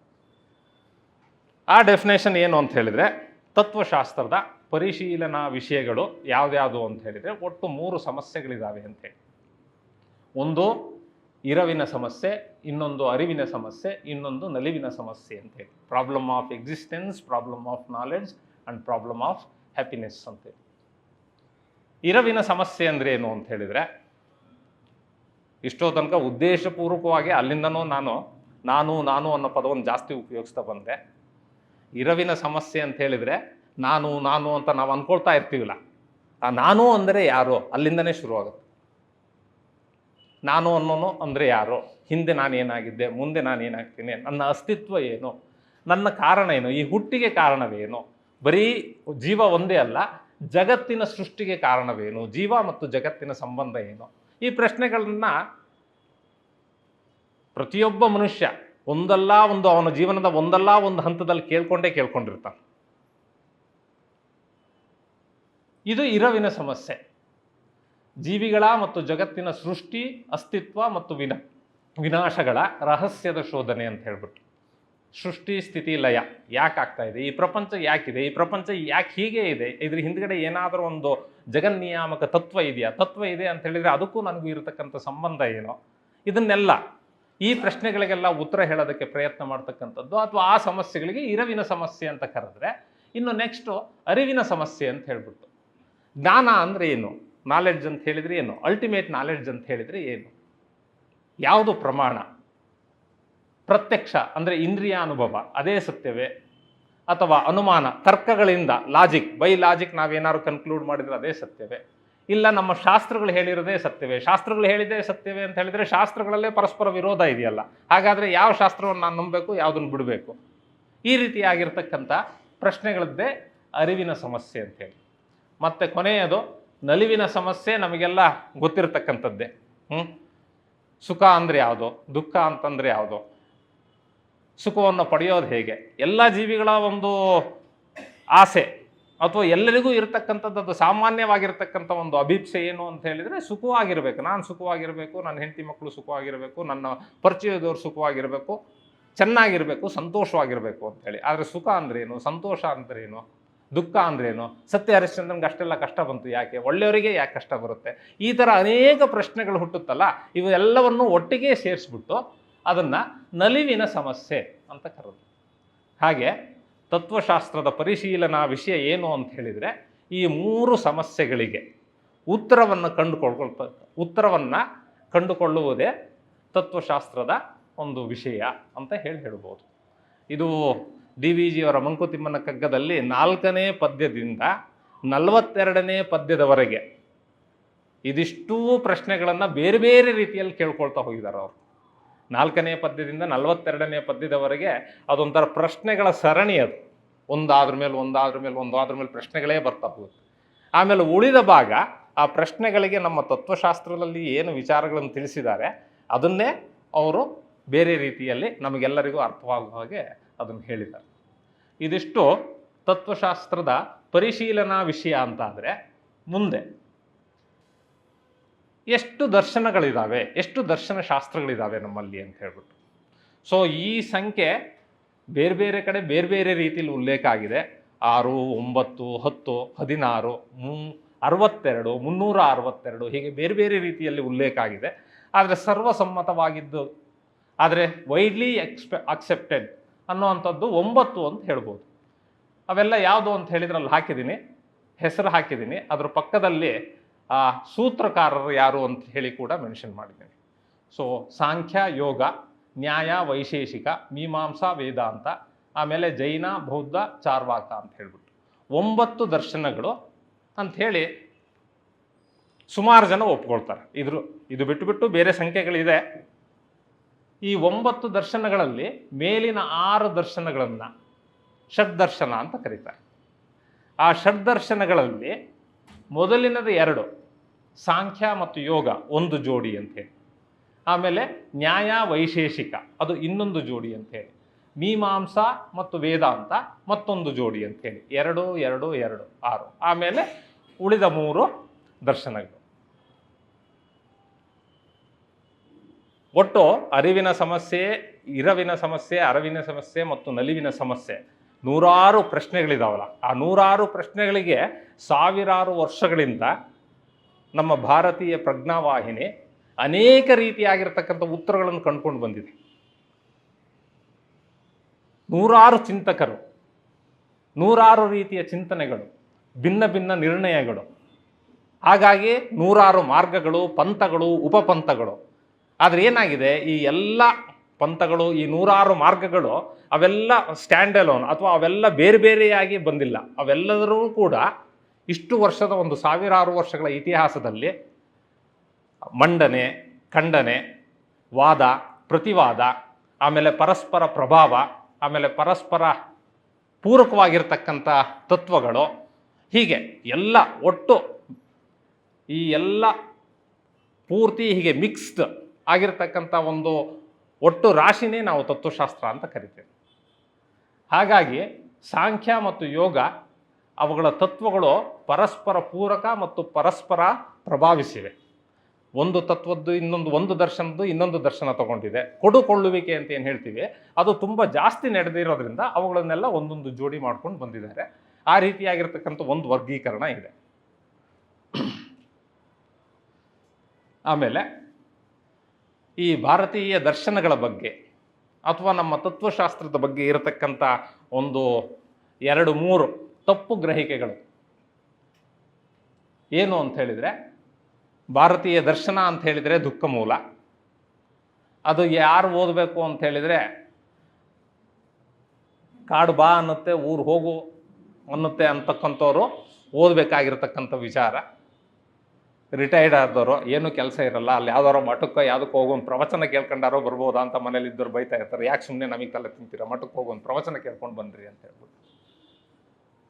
ಇದು ತಪ್ಪು ಗ್ರಹಿಕೆ. ಜೀವನದಲ್ಲಿ ಆಸಕ್ತಿ ಯಾರಿಗಿದೆಯೋ, ಜೀವನೋತ್ಸಾಹ ಯಾರಿಗಿದೆಯೋ ಅವರೆಲ್ಲರೂ ಕೂಡ ತಿಳಿದುಕೊಳ್ಬೇಕಾಗಿರ್ತಕ್ಕಂಥ ವಿಚಾರ. ಆಮೇಲೆ ಭಾರತೀಯ ದರ್ಶನಗಳು ದುಃಖ ಮೂಲ ಅಂತ ಕಾಣಲಿಕ್ಕೆ ನಮ್ಮ ಈ ಭಕ್ತಿ ಮಾರ್ಗದ ಅತಿರೇಕವೇ ಕಾರಣ ಆ್ಯಕ್ಚುಲಿ. ಸೊ ಭಕ್ತಿ ಮಾರ್ಗದಲ್ಲಿ ಯಾರಿಗೆ ಯಾರುಂಟು ಎರವಿನ ಸಂಸಾರ, ಆ ರೀತಿ ಒಂದು ಪದನೋ, ಅಥವಾ ತತ್ವಲಾವಣಿಗಳಲ್ಲಿ ಇಲ್ಲ ಅಂತ ಹೇಳಿದರೆ ಏನು ಮಾಡಿದರೇನು ಭವ ಇಂಗದು, ಇಲ್ಲ ಅಂತ ಹೇಳಿದರೆ ನಮ್ಮ ಹಳೇ ಹಳ್ಳಿಗಳಲ್ಲಿ ತತ್ವಲಾವಣಿಗಳು ಹಾಡ್ತಾ ಇದ್ರು ಆಯಿತಾ. ಸಾಕು ಮಾಡೋ ಜನ್ಮ ಸಾಕು ಮಾಡೋ, ತಾಳ ತಂಬೂರಿ ಹಿಡ್ಕೊಂಡು ಹಿಂಗೆ ಹೇಳ್ತಾ ಇದ್ದರೆ ಆಯಿತಾ, ಆ ಜೀವನೋತ್ಸಾಹವೇ ಇಲ್ಲ. ಆ ರೀತಿಯಾಗಿರ್ತಕ್ಕಂಥ ಒಂದು ವೈರಾಗ್ಯ, ಅದಕ್ಕೆ ಡಿ ವಿ ಜಿಯವರು ಅದಕ್ಕೆ ಅಗ್ಗದ ವೈರಾಗ್ಯ ಅಥವಾ ಪಾಮರ ವೇದ ಅಂತ ಕರೀತಾರೆ. ಅಗ್ಗದ ವೈರಾಗ್ಯವೂ ಹೌದು, ಅಭಾವ ವೈರಾಗ್ಯವೂ ಹೌದು. ಅದಕ್ಕೋಸ್ಕರ ಅಲ್ಲೊಂದು ದೃಷ್ಟಾಂತದ್ದು ಅಥವಾ ಒಂದು ಕಥೆಯದೊಂದು ಇಮೇಜ್ ಹಾಕಿದ್ದೀನಿ. ಸೊ ದ್ರಾಕ್ಷಿ ನರಿ, ಹುಳಿ ದ್ರಾಕ್ಷಿ ಕತೆ. ಅಭಾವ ವೈರಾಗ್ಯ, ನಮಗೆ ಯಾವುದೋ ಒಂದು ವಸ್ತು ಸಿಕ್ಕಲಿಲ್ಲ ಅಂತ ಅಂದ್ಕೂಡ್ಲೇ ಆಯಿತಾ, ಅದರೊಳಗೆ ಏನಿದೆ ಬಿಡ್ರಿ, ಅದನ್ನು ತಗೊಂಡ್ರೆ ಏನು ಸುಖ ಸಿಕ್ಕುತ್ತೇನ್ರಿ. ದೊಡ್ಡ ಕಾರ್ ನೋಡೋದು ರೀ, ಕಾರಲ್ಲಿ ಹೋದ್ರೆ ಏನು ಸುಖ ಸಿಕ್ಕುತ್ತೇನ್ರಿ ಬಿಡ್ರಿ, ಯಾಕಂದರೆ ಇವನ ಕೈಲಿ ಕೊಂಡ್ಕೊಳ್ಲಿಕ್ಕಾಗಲ್ಲ ಅಂತ ಹೇಳ್ಬಿಟ್ಟು ಅದೊಂದು. ಆಮೇಲೆ ಈ ಭಾರತೀಯ ದರ್ಶನಗಳು ತತ್ವಶಾಸ್ತ್ರ ಒಂದೇ ಶ್ರೇಷ್ಠವಾಗಿರ್ತಕ್ಕಂಥ ರಾಜವಿದ್ಯೆ, ಅದೊಂದೇ ನಿಜವಾದ ಜ್ಞಾನ. ಬೇರೆ ಯಾವುದೇ ಜ್ಞಾನ ಶಾಖೆಗಳು ಕೂಡ ಅದರ ಮಟ್ಟಿಗೆ ಬರಲಾರವು. ಇದು ಇನ್ನೊಂದು ತಪ್ಪು ಗ್ರಹಿಕೆ ಆ್ಯಕ್ಚುಲಿ. ಸೊ ಹೀಗೆ ಮಾಡೋದ್ರಿಂದ ಏನಾಗಿದೆ, ಎಷ್ಟೋ ಜನ ಹೆದರ್ಕೊಂಡು ಈ ತತ್ವಶಾಸ್ತ್ರವನ್ನು ಓದದೇ ಬಿಟ್ಟಿದ್ದಾರೆ. ಅದರಿಂದ ನಷ್ಟ ಆಗಿದ್ದು ಯಾರಿಗೆ? ನಷ್ಟ ಆಗಿದ್ದು ಭಾರತೀಯ ದರ್ಶನ ಶಾಸ್ತ್ರಗಳಿಗೆ. ಅದೊಂಥರ ಡಿಸ್ಕರೇಜಿಂಗ್ ಸ್ಟೇಟ್ಮೆಂಟ್. ಅದೆಲ್ಲ ಹಾಗೆಲ್ಲ ಅರ್ಥ ಆಗಲ್ಲ ನಿನಗೆ. ನಮ್ಮ ಹಳೆಯ ಪಂಡಿತರೆಲ್ಲ ಹಾಗೆ ಹೇಳ್ತಾ ಇದ್ರು, ಏನಾರು ಒಂದು ಕ್ಲಾರಿಫಿಕೇಶನ್ ಅಥವಾ ಇನ್ನೊಂದು ಏನಾರು ಕೇಳಕ್ಕಾದ್ರೆ ನಿನಗಿದೆಲ್ಲ ಅರ್ಥ ಆಗಲ್ಲ ಬಿಡು ಅಂತ ಹೇಳಿ. ಸೊ ಅದು ಇನ್ನೊಂದು ತಪ್ಪು ಗ್ರಹಿಕೆ. ಅದಾದ್ರ ಮೇಲೆ ಇತ್ತೀಚೆಗೆ ಅಂತ ಹೇಳಿದರೆ ಸ್ವಾತಂತ್ರ್ಯೋತ್ತರದಲ್ಲಿ ಅಥವಾ ನವೋತ್ಥಾನದಲ್ಲಿ ಆಧುನಿಕ ದಾರ್ಶನಿಕರೆಲ್ಲರೂ ಕೂಡ ಹೆಚ್ಚಾಗಿ ವೇದಾಂತಿಗಳು. ಹಾಗಾಗಿ ಸುಮಾರು ಜನಕ್ಕೆ ದರ್ಶನ ಶಾಸ್ತ್ರ, ತತ್ವಶಾಸ್ತ್ರ ಅಂತ ಹೇಳಿದರೆ ವೇದಾಂತ, ಅದರಲ್ಲೂ ವೇದಾಂತ ಅಂತ ಹೇಳಿದರೆ ಅದ್ವೈತ ಅಂತಕ್ಕಂಥ ಒಂದು ಗ್ರಹಿಕೆ ಬಂದಿದೆ. ಸೊ ಹಿಂದಿನ ಸ್ಲೈಡಲ್ಲಿ ತೋರಿಸಿದ್ದೀನಿ ನಾನು, ಬೇರೆಲ್ಲ ದರ್ಶನಶಾಸ್ತ್ರಗಳು ಇದ್ದಾವೆ, ಅದ್ರ ಜೊತೆಗೆ ವೇದಾಂತವೂ ಕೂಡ ಒಂದು ದರ್ಶನಶಾಸ್ತ್ರ ಅಂತ ಹೇಳ್ಬಿಟ್ಟು. ಸೊ ಇಲ್ಲೊಂದು ಸ್ವಲ್ಪ ಡಿವಿಯೇಷನ್ ಮಾಡ್ತೀನಿ. ದರ್ಶನವೆಂದರೆ ವೇದಾಂತ, ವೇದಾಂತರವೆಂದರೆ ಅದ್ವೈತ ಅಂತ ಹೇಳಿ ಒಂದು ಹಂತದ ಮಟ್ಟಿಗೆ ಒಂದು ನಿಜ ಅದು. ಆದರೆ ಈ ರೀತಿ ಹೇಳೋದ್ರಿಂದ ಏನಾಗುತ್ತೆ, ಉಳಿದ ದರ್ಶನಶಾಸ್ತ್ರಗಳಲ್ಲಿ ವಿದ್ವಾಂಸರ ಸಂಖ್ಯೆ ಕಡಿಮೆ ಆಗುತ್ತೆ, ಅಲ್ಲಿರ್ತಕ್ಕಂಥ ಆ ಜ್ಞಾನ ನಷ್ಟ ಆಗುತ್ತೆ. ಈಗಾಗಲೇ ಆ ಸಾಂಖ್ಯದಲ್ಲಿ ಆ ಮೂಲ ಗ್ರಂಥ ಇಲ್ಲ ನಮ್ಮ ಹತ್ರ, ಅದು ಉಪಲಬ್ಧ ಇಲ್ಲ. ಆ ದರ್ಶನಶಾಸ್ತ್ರಗಳ ಜ್ಞಾನ ನಷ್ಟ ಆಗುತ್ತೆ. ಆ ನಷ್ಟ ಆದರೆ ನಮ್ಮ ಮುಂದಿನ ಪೀಳಿಗೆಗೆ ಅದು ಇನ್ನೂ ಹೆಚ್ಚಿನದಾಗಿರ್ತಕ್ಕಂಥ ಒಂದು ಸಂಕಟವನ್ನು ತಂದು ಕೊಡಬಹುದು. ಯಾಕೆ ಅಂತ ಹೇಳಿದರೆ, ಈ ಎನ್ವೈರನ್ಮೆಂಟಲ್ ಸೈನ್ಸಲ್ಲಿ ಪಾಠ ಮಾಡ್ತಾ ನಾನು ಯಾವಾಗಲೂ ಒಂದು ವಿಷಯ ಹೇಳ್ತಾ ಇರ್ತೀನಿ. ಈ ಪರಿಸರ ಸಂರಕ್ಷಣೆ ಮಾಡಬೇಕು ಅಂತ ನಾವು ಯಾಕೆ ಹೇಳ್ತೀವಿ? ಅದಕ್ಕೆ 3 ಕಾರಣಗಳು. ಮೊದಲನೇದು, ನಮಗೋಸ್ಕರ ಪರಿಸರ ಸಂರಕ್ಷಣೆ ಮಾಡಬೇಕು, ಪ್ರಕೃತಿಗೆ ಅದೇನು ಬೇಕಾಗಿಲ್ಲ ಅದು. ಎರಡನೇದು, ನಾವು ಪರಿಸರ ವಿನಾಶ, ಕಾಡನ್ನು ವಿನಾಶ ಮಾಡ್ತಾ ಇದ್ದೀವಿ, ಆಮೇಲೆ ರಿನ್ಯೂಯಬಲ್ ಸೋರ್ಸಸ್ಸನ್ನು ವಿನಾಶ ಮಾಡ್ತಾ ಇದ್ದೀವಿ. ಅವೆಲ್ಲವೂ ಕೂಡ ನಾನ್ ರಿನ್ಯೂಯಬಲ್ ಸೋರ್ಸಸ್ಸನ್ನು ವಿನಾಶ ಮಾಡ್ತಾ ಇದ್ದೀವಿ. ಮತ್ತೆ ಬೇಕಂತ ಹೇಳಿದರೆ ಅದು ಸಿಕ್ಕಲ್ಲ. ಖನಿಜಗಳಾಗಲಿ, ತೈಲ ನಿಕ್ಷೇಪಗಳಾಗಲಿ ಮತ್ತೆ ಬೇಕಂತ ಹೇಳಿದರೆ ಸಿಕ್ಕಲ್ಲ. ಆಮೇಲೆ ಇನ್ನೊಂದು, ಭವಿಷ್ಯದಲ್ಲಿ ಈಗ ಒಂದು ಕಾಡು ನಾಶ ಮಾಡಿದ್ರೆ, ಆ ಕಾಡಲ್ಲಿ ಯಾವುದೋ ಒಂದು ಕಾಡು ಸಸ್ಯ ಏನು ಇತ್ತು ಅಂತ ಹೇಳಿರುತ್ತೆ, ಅದು ನಾಶ ಆಗಿ ಹೋದರೆ ಆ ಜಾತಿ, ಭವಿಷ್ಯದಲ್ಲಿ ನಮಗೆ ಯಾವುದೋ ಒಂದು ಭಯಾನಕವಾಗಿರ್ತಕ್ಕಂಥ ಯಾವುದೋ ಒಂದು ರೋಗವೋ ಇನ್ನೊಂದೋ ಏನಾದ್ರು ಬಂದರೆ ಅದಕ್ಕೆ ಬೇಕಾಗಿರ್ತಕ್ಕಂಥ ಮದ್ದು ಆ ಸಸ್ಯದಲ್ಲಿ ಇದ್ದಿರ್ಬೋದು, ನಮಗೆ ಗೊತ್ತಿಲ್ಲ. ಹಾಗೆ ಈ ತೈಲ ನಿಕ್ಷೇಪಗಳನ್ನು ನಾವು ನಾಶ ಮಾಡಿದರೆ ಆ ತೈಲ ನಿಕ್ಷೇಪಗಳಿಂದ ಹೊಸ ಹೊಸದಾಗಿರ್ತಕ್ಕಂಥ ಮೆಟೀರಿಯಲ್ಗಳನ್ನು ನಾವು ಸಿಂಥಸೈಸ್ ಮಾಡ್ತಕ್ಕಂಥ ಒಂದು ಅವಕಾಶವನ್ನು ಕಳ್ಕೊಳ್ತೀವಿ ನಾವು. ಈ 3 ಕಾರಣಗಳಿಗೋಸ್ಕರ ಪರಿಸರ ಸಂರಕ್ಷಣೆ ಮಾಡಬೇಕು. ಅದೇ ರೀತಿ ಈ ಜ್ಞಾನಗಳ ಸಂರಕ್ಷಣೆನೂ ಯಾಕೆ ಮಾಡಬೇಕು ಅಂತ ಹೇಳಿದರೆ ಇದೇ ರೀತಿಯಾಗಿರ್ತಕ್ಕಂಥ ಕಾರಣಗಳಿಗೋಸ್ಕರ. ಆ ಜ್ಞಾನಕ್ಕೇನಾಗಬೇಕಾಗಿಲ್ಲ, ನಷ್ಟ ಆದರೆ ನಮಗೆ. ಇನ್ನೊಂದು, ನಮ್ಮ ಮುಂದಿನ ಪೀಳಿಗೆಯ ಸಮಸ್ಯೆಗಳೇನು, ಸಂಕಟಗಳೇನು ಅಂಥೇಳಿ ನಮಗೆ ಗೊತ್ತಿಲ್ಲ. ಈಗಲೇ ನಮಗೆ ಗೊತ್ತಾಗ್ತಾ ಇದೆ. Digital screen addiction, digital addiction, restlessness syndrome, ಏನೋ 108 ಕಥೆಗಳು ಹೇಳ್ತಾರೆ. ಈ ರೀತಿಯಾಗಿರ್ತಕ್ಕಂಥ ಮುಂದೆ ಬರ್ತಕ್ಕಂಥ ಸಮಸ್ಯೆಗಳಿಗೆ ಈ ದರ್ಶನಗಳಲ್ಲಿ ಉತ್ತರ ಇರ್ಬೋದು. ಹಾಗಾಗಿ ದರ್ಶನವೆಂದರೆ ವೇದಾಂತ, ವೇದಾಂತವೆಂದರೆ ಅದ್ವೈತ ಅಂತ ಹೇಳ್ಬಿಟ್ಟು ಒಂದು ಅದ್ವೈತ ತತ್ವ ಒಂದನ್ನೇ ಹಿಡ್ಕೊಂಡು ಹೋಗೋದಕ್ಕಿಂತ ಎಲ್ಲ ದರ್ಶನಗಳ ಸಂರಕ್ಷಣೆ ಮುಖ್ಯ ಅಂತ ಹೇಳ್ತಾ, ಈಗ ಆ ಶೀರ್ಷಿಕೆಯ ಇನ್ನೊಂದು ಭಾಗ ಇದೆಯಲ್ಲ, ದೃಷ್ಟಾಂತ ಮಾರ್ಗ ಅಂತೇಳಿ, ಆ ದೃಷ್ಟಾಂತ ಮಾರ್ಗಕ್ಕೆ ಹೋಗೋಣ. ಈ ಎಲ್ಲ ದರ್ಶನಗಳಲ್ಲಿ ದಾರ್ಶನಿಕರು ಅದಷ್ಟು ವಿಷಯಗಳು, ಜೀವ, ಜಗತ್ತು, ಈಶ್ವರ, ಇವುಗಳ ಸಂಬಂಧ ಏನು ಅದನ್ನು ಚರ್ಚೆ ಮಾಡ್ತಾರೆ. ಆ ಚರ್ಚೆ ಮಾಡೋಷ್ಟೊತ್ತಿಗೆ ಅವರು ವಿವರಣೆಗಳನ್ನು ಕೊಡ್ತಾರೆ. ಆ ವಿವರಣೆಗಳನ್ನು ಕೊಡುವಾಗ ಯಾವ ಮಾರ್ಗವನ್ನು ಬಳಸ್ತಾರೆ ಅಂತ ಹೇಳಿದರೆ 3 ರೀತಿಯಾಗಿರ್ತಕ್ಕಂಥ ಮಾರ್ಗಗಳನ್ನು ಬಳಸ್ತಾರೆ ಅವರು. ಅದರಲ್ಲಿ ಮೊದಲನೇದು ತರ್ಕದ ಮಾರ್ಗ. ಈ ತರ್ಕದ ಮಾರ್ಗ ನ್ಯಾಯಶಾಸ್ತ್ರ ಹಾಗೂ ವೈಶೇಷಿಕ, ಈ 2ರಲ್ಲಿ ಕಂಡುಬರುತ್ತೆ. ಉಳಿದ ದರ್ಶನಗಳಲ್ಲೂ ಕೂಡ ಕಂಡುಬರುತ್ತೆ, ಆದರೆ ಅದರಲ್ಲಿ ಹೆಚ್ಚಾಗಿ ಕಂಡುಬರುತ್ತೆ. ತರ್ಕದ ಮಾರ್ಗ ಅಂತ ಹೇಳಿದರೆ ನಮ್ಮ ಆಧುನಿಕ ವಿಜ್ಞಾನಕ್ಕೆ ತುಂಬ ಹತ್ತಿರವಾಗಿರ್ತಕ್ಕಂಥ ಮಾರ್ಗ. ಇಲ್ಲಿ ಒಂದು ವಿಷಯ ಅಥವಾ ಒಂದು ವಸ್ತು, ಆ ವಸ್ತುವಿನ ಸತ್ಯವನ್ನು ಅಥವಾ ಆ ವಸ್ತುವಿನ ವಾಸ್ತವಿಕ ಗುಣಗಳನ್ನು ಪ್ರಮಾಣಗಳಿಂದ ಪರೀಕ್ಷೆ ಮಾಡ್ತಾರೆ. ಕಾರ್ಯಕಾರಣ ಸಂಬಂಧವನ್ನು ಸ್ಥಾಪನೆ ಮಾಡಿಬಿಟ್ಟು, ಹಾಗಾಗಿ ಇದು ಸತ್ಯ, ಇದು ಅಸತ್ಯ, ಸತ್ಯಾಸತ್ಯಗಳ ಪರಿಶೀಲನೆಯನ್ನು ಮಾಡ್ತಾರೆ. ಅದು ಹೇಗೆ ಅಂತ ಹೇಳಿದರೆ ಮ್ಯಾಥಮೆಟಿಕಲ್ ಥೀರಮ್ ಪ್ರೂವ್ ಮಾಡ್ದಂಗೆ, ಸ್ಟೆಪ್ ಬೈ ಸ್ಟೆಪ್. ಸೊ ಇದಾದರೆ ಇದಾಗುತ್ತೆ, ಇದಾದರೆ ಇದಾಗಬೇಕು, ಹಾಗಾಗಿ ಈ ವಾಕ್ಯ ಸತ್ಯ, ಅದು ತರ್ಕದ ಮಾರ್ಗ. ಇನ್ನೊಂದು ಈ ವಾಕ್ಯಾರ್ಥ ಅಥವಾ ವ್ಯಾಖ್ಯಾನದ ಮಾರ್ಗ ಅಂತ ಹೇಳ್ಬಿಟ್ಟು, ಒಂದು ಸೂತ್ರವನ್ನು ತೆಗೆದುಕೊಂಡು ನಿಘಂಟು, ಭಾಷೆ, ವ್ಯಾಕರಣ, ಪದ ಚಮತ್ಕಾರ ಇವುಗಳನ್ನು ಉಪಯೋಗಿಸ್ಬಿಟ್ಟು ಆ ಸೂತ್ರದ ಅರ್ಥ ಏನು ಅಂತ ಹೇಳಿ ವ್ಯಾಖ್ಯಾನ ರೂಪದಲ್ಲಿ ಅಥವಾ ಪ್ರವಚನ ರೂಪದಲ್ಲಿ ಅಥವಾ ವಿವರಣೆಯ ಮೂಲಕ ಕೊಡ್ತಕ್ಕಂಥದ್ದು, ಅದು ಇನ್ನೊಂದು ಮಾರ್ಗ. ಅದು ನಮ್ಮ ಮಾಡರ್ನ್ ಪೊಯೆಟ್ರಿನ ಅನಾಲಿಸಿಸ್ ಮಾಡ್ತಾರಲ್ಲ ಇಂಗ್ಲೀಷ್ ಪ್ರೊಫೆಸರ್, ನೀವೇನಾರು ಕೇಳಿದರೆ ಗೊತ್ತಾಗುತ್ತೆ.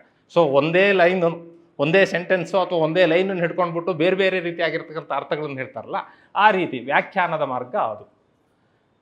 ಇನ್ನೊಂದು ನೇರವಾಗಿ ಹೃದಯಕ್ಕೆ ಹತ್ತಿರವಾಗಿರ್ತಕ್ಕಂಥ ಮಾರ್ಗ ಇದೆ, ಅದು ದೃಷ್ಟಾಂತ ಮಾರ್ಗ ಅಂತ ಹೇಳ್ಬಿಟ್ಟು. ದೃಷ್ಟಾಂತ ಮಾರ್ಗ ಅಂತ ಹೇಳಿದರೆ ಸಾಧಾರಣ ಜನರು, ಸಾಮಾನ್ಯನಂತೆ ಈ ನಾನು ಅಂಥೇಳಿ ಅಡಿಗರದ್ದೊಂದು ಕವನದ ಸಾಲು ಶುರುವಾಗುತ್ತೆ. ಆ ರೀತಿ ಸಾಮಾನ್ಯ ಜನರು ಅವರು ಕಣ್ಣಾರೆ ಕಂಡಿರ್ತಕ್ಕಂಥ, ನಿತ್ಯ ಜೀವನದಲ್ಲಿ ಅನುಭವಿಸ್ತಾ ಇರತಕ್ಕಂಥ ಸಂಗತಿಗಳನ್ನು, ಉದಾಹರಣೆಗಳನ್ನು ತೆಗೆದುಕೊಂಡು ಲೋಕದ ವಿದ್ಯಮಾನವನ್ನು, ಲೋಕಾಕೃತಿಯನ್ನು ಅಥವಾ ಲೋಕದ ಆಕಾರವನ್ನು ಅರ್ಥ ಮಾಡಿಸೋದೇ ದೃಷ್ಟಾಂತದ ಮಾರ್ಗ. ನಿತ್ಯ ಜೀವನದ ಅನುಭವಗಳನ್ನೇ ತೆಗೆದುಕೊಂಡು ಅದಕ್ಕೆ ಸರಿಯಾಗಿ ತತ್ವದಲ್ಲಿ ಅಥವಾ ತತ್ವಶಾಸ್ತ್ರದ ತತ್ವಗಳನ್ನು ಸಮಾನಾಂತರವಾಗಿ ಅರ್ಥ ಮಾಡಿಸೋದೇ ದೃಷ್ಟಾಂತ ಮಾರ್ಗ. ಇನ್ನೊಂದು ರೀತಿ ಹೇಳೋದು ಅಂತ ಹೇಳಿದರೆ ಉಪಮಾನ ಮಾರ್ಗ ಅಂತ ಹೇಳಿದರೆ ಗೊತ್ತಿಲ್ಲದೆ ಇರುವ ಸಂಗತಿಯನ್ನು, ಅಂದರೆ ತತ್ವಶಾಸ್ತ್ರ, ಗೊತ್ತಿರುವ ಸಂಗತಿಯ ಮೂಲಕ ಅಂತ ಹೇಳಿದರೆ ಯಾವುದೋ ಒಂದು ಉದಾಹರಣೆ, ಅದರ ಮೂಲಕ ವಿಶದಪಡಿಸುವುದೇ ದೃಷ್ಟಾಂತ ಮಾರ್ಗ ಅಂತ ಹೇಳ್ಬಿಟ್ಟು. ಈ ದೃಷ್ಟಾಂತ ಮಾರ್ಗದಲ್ಲಿ ಅನೇಕ ಜನರು ಕೆಲಸ ಮಾಡಿದ್ದಾರೆ. ರಾಮಕೃಷ್ಣ ಪರಮಹಂಸರು ಅದರಲ್ಲಿ ಮುಖ್ಯವಾಗಿ ಈ ದೃಷ್ಟಾಂತ ಮಾರ್ಗವನ್ನೇ ಮುಖ್ಯವಾಗಿ ಇಟ್ಟುಕೊಂಡು ಸಾವಿರಾರು ಜನರನ್ನು ತಲುಪಿದವರು ಅಂತ ಹೇಳಿದರೆ ಸ್ವಾಮಿ ರಾಮತೀರ್ಥರು. ಅವರ ಪ್ರವಚನ ಸರಣಿಯನ್ನು ಕೇಳಿದರೆ, ನಮ್ಮ ರಾಮತೀರ್ಥ ಸೇವಾ ಫೌಂಡೇಶನಿಂದ 6 ಪುಸ್ತಕಗಳೇನೋ ಬಂದಿದೆ. ಆ 6 ಪುಸ್ತಕಗಳನ್ನು ನೀವು ಓದಿದರೆ ಗೊತ್ತಾಗತ್ತೆ, ಪ್ರತಿಯೊಂದು ಪ್ರವಚನದಲ್ಲೂ ಕೂಡ ನೂರಾರು ದೃಷ್ಟಾಂತಗಳು, ಒಂದ್ರ ಮೇಲೆ ಒಂದು ದೃಷ್ಟಾಂತ ಮಾಲಾ ಅಂತ ಮೊದಲು ಹೆಸರಿಟ್ಟಿದ್ದೆ ನಾನು ಅದಕ್ಕೆ. ಸೊ ಒಂದ್ರ ಹಿಂದೆ ಒಂದು ಬರ್ತಾರೇ ಇರುತ್ತೆ ದೃಷ್ಟಾಂತಗಳು, ಕಥೆಗಳು, ಸಣ್ಣ ಸಣ್ಣ ಕಥೆಗಳು. ಆ ಕಥೆಗಳಿಂದ ಆ ತತ್ವ, ನಿಜವಾದ ಒಂದು ಆ ಪರಬ್ರಹ್ಮ ತತ್ವವನ್ನು ಹೇಗೆ ಅರ್ಥ ಮಾಡ್ಕೊಂಡು ಅಂತ ಹೇಳ್ತಾ ಹೋಗ್ತಾರೆ. ಸೊ ಈ ದೃಷ್ಟಾಂತ ಮಾರ್ಗದಲ್ಲಿ ಸ್ವಾರಸ್ಯ ಏನು ಅಂತ ಹೇಳ್ತಕ್ಕಂಥದ್ದು ಈಗ 3rd ಪಾರ್ಟ್. ಇಂಟರ್ವೆಲ್ ಬೇಕಾ ಬೇಡ ತಾನೆ? ಯಾಕಂತ ಹೇಳಿದರೆ ಸಿನಿಮಾ ಅಲ್ಲ, ಮಧ್ಯಂತರ ತೋರಿಸ್ಬೇಕಲ್ಲ ಒಂದ್ಸಲ. ನ್ಯಾಯಶಾಸ್ತ್ರ ಅಂತ ಹೇಳಿದೆ. ನ್ಯಾಯಶಾಸ್ತ್ರವನ್ನು ಓದುವಂಥವ್ರಿಗೆ ನೈಯಾಯಿಕ ಅಂತ ಕರೀತಾರೆ. ನ್ಯಾಯಶಾಸ್ತ್ರದಲ್ಲಿ ಅದು ಪ್ರಮಾಣ ಮೀಮಾಂಸೆ ಅಂತ ಹೇಳ್ಬಿಟ್ಟು ತರ್ಕದ ಆಧಾರದ ಮೇಲೆ ಒಂದು ವಸ್ತುವಿನ ಸ್ವರೂಪವನ್ನು ಅರಿತುಕೊಳ್ತಕ್ಕಂಥದ್ದು ನ್ಯಾಯಶಾಸ್ತ್ರ. ಸೊ ಒಂದು ಹಬ್ಬದ ದಿನ ನ್ಯಾಯಶಾಸ್ತ್ರ ಪಂಡಿತನ ಹೆಂಡತಿ ಹೇಳಿದ್ಲಂತೆ, ಅಡುಗೆ ಮಾಡಬೇಕು, ಸಿಹಿ ತಿಂಡಿ ಮಾಡಬೇಕು, ಅಂಗಡಿಗೆ ಹೋಗಿ ತುಪ್ಪ ತಗೊಂಡು ಬನ್ನಿ ಅಂತ ಹೇಳಿ. ಸರಿ ಹೋದ, ಅಂಗಡಿಗೆ ಹೋದ, ತುಪ್ಪ ತಗೊಂಡು ಒಂದು ಬಟ್ಲಲ್ಲಿ ತುಪ್ಪ ತಗೊಂಡ, ವಾಪಸ್ ಬರ್ತಾ ಇದ್ದ ಮನೆಗೆ. ವಾಪಸ್ ಬರ್ತಾ ಇರೋಷ್ಟೊತ್ತಿಗೆ ಅವನ ನ್ಯಾಯಶಾಸ್ತ್ರದ ಜ್ಞಾನ ಅವನಿಗೆ ಒಂದೇ ಸಲ ಹೊಳಿತು. ಇದರೊಳಗೆ ತುಪ್ಪಕ್ಕೆ ಪಾತ್ರೆ ಆಧಾರವೋ ಅಥವಾ ಪಾತ್ರೆಗೆ ತುಪ್ಪ ಆಧಾರವೋ ಅನ್ನೋ ಒಂದು ಡೌಟ್ ಶುರು ಆಯಿತು ಅವನಿಗೆ. ಯಾವುದು ಆಧಾರ, ಯಾವುದು ಆದೇಯ ಅಂಥೇಳಿ. ಅಷ್ಟು ಮಾಡಿದ ಕೂಡಲೇ ನೈಯಾಯಿಕರು ಸುಮ್ಮನೆ ಇರಲಿಕ್ಕಿಲ್ಲ ಅವರು, ಆಯಿತಾ. ಉದ್ದೇಶ, ಲಕ್ಷಣ, ಪರೀಕ್ಷಾ ಅಂತ ಹೇಳ್ಬಿಟ್ಟು 3 ಹಂತಗಳು ಅಥವಾ 3 ಆ ಸೀಕ್ವೆನ್ಸ್, ಆ ಕ್ರಮದಲ್ಲಿ ಬರ್ತಾರೆ. ಸೊ ಈಗ ಉದ್ದೇಶ, ಲಕ್ಷಣ, ಯಾವುದು ಆಧಾರ ಅಂಥೇಳಿ. ಉದ್ದೇಶ ತುಪ್ಪ ಮತ್ತು ಪಾತ್ರೆ, ಲಕ್ಷಣ ಯಾವುದು ಯಾವುದಕ್ಕೆ ಆಧಾರ ಅಂತಕ್ಕಂಥದ್ದು ಕಂಡುಹಿಡಿಬೇಕಲ್ಲ. ಏನು ಮಾಡೋದು? ಪಾತ್ರೆ ತಗೊಂಡ ಹಿಂಗೆ ಬೋರ್ಲ್ ಹಾಕಿದ. ಬೋರ್ಲ್ ಹಾಕಿದ ಕೂಡಲೇ ಏನಾಯಿತು, ತುಪ್ಪ ಎಲ್ಲ ಚೆಲ್ಲೋಯ್ತು. ಮನೆಗೆ ಹೋಗ್ಬಿಟ್ಟು ಹೆಂಡತಿ ಮುಂದ್ಗಡೆ ಹಿಂಗೆ ಖಾಲಿ ಪಾತ್ರೆ ತೋರಿಸ್ತಾ. ಮುಂದಿಂದ ಏನಾಯಿತು ಅಂತ ನಾನು ಹೇಳಲ್ಲ, ನಿಮಗೆಲ್ಲರೂ ಸ್ವಾನುಭವಕ್ಕೆ ಬಂದಿರುತ್ತೆ, ನೀವೇ ಇಮ್ಯಾಜಿನ್ ಮಾಡಿ.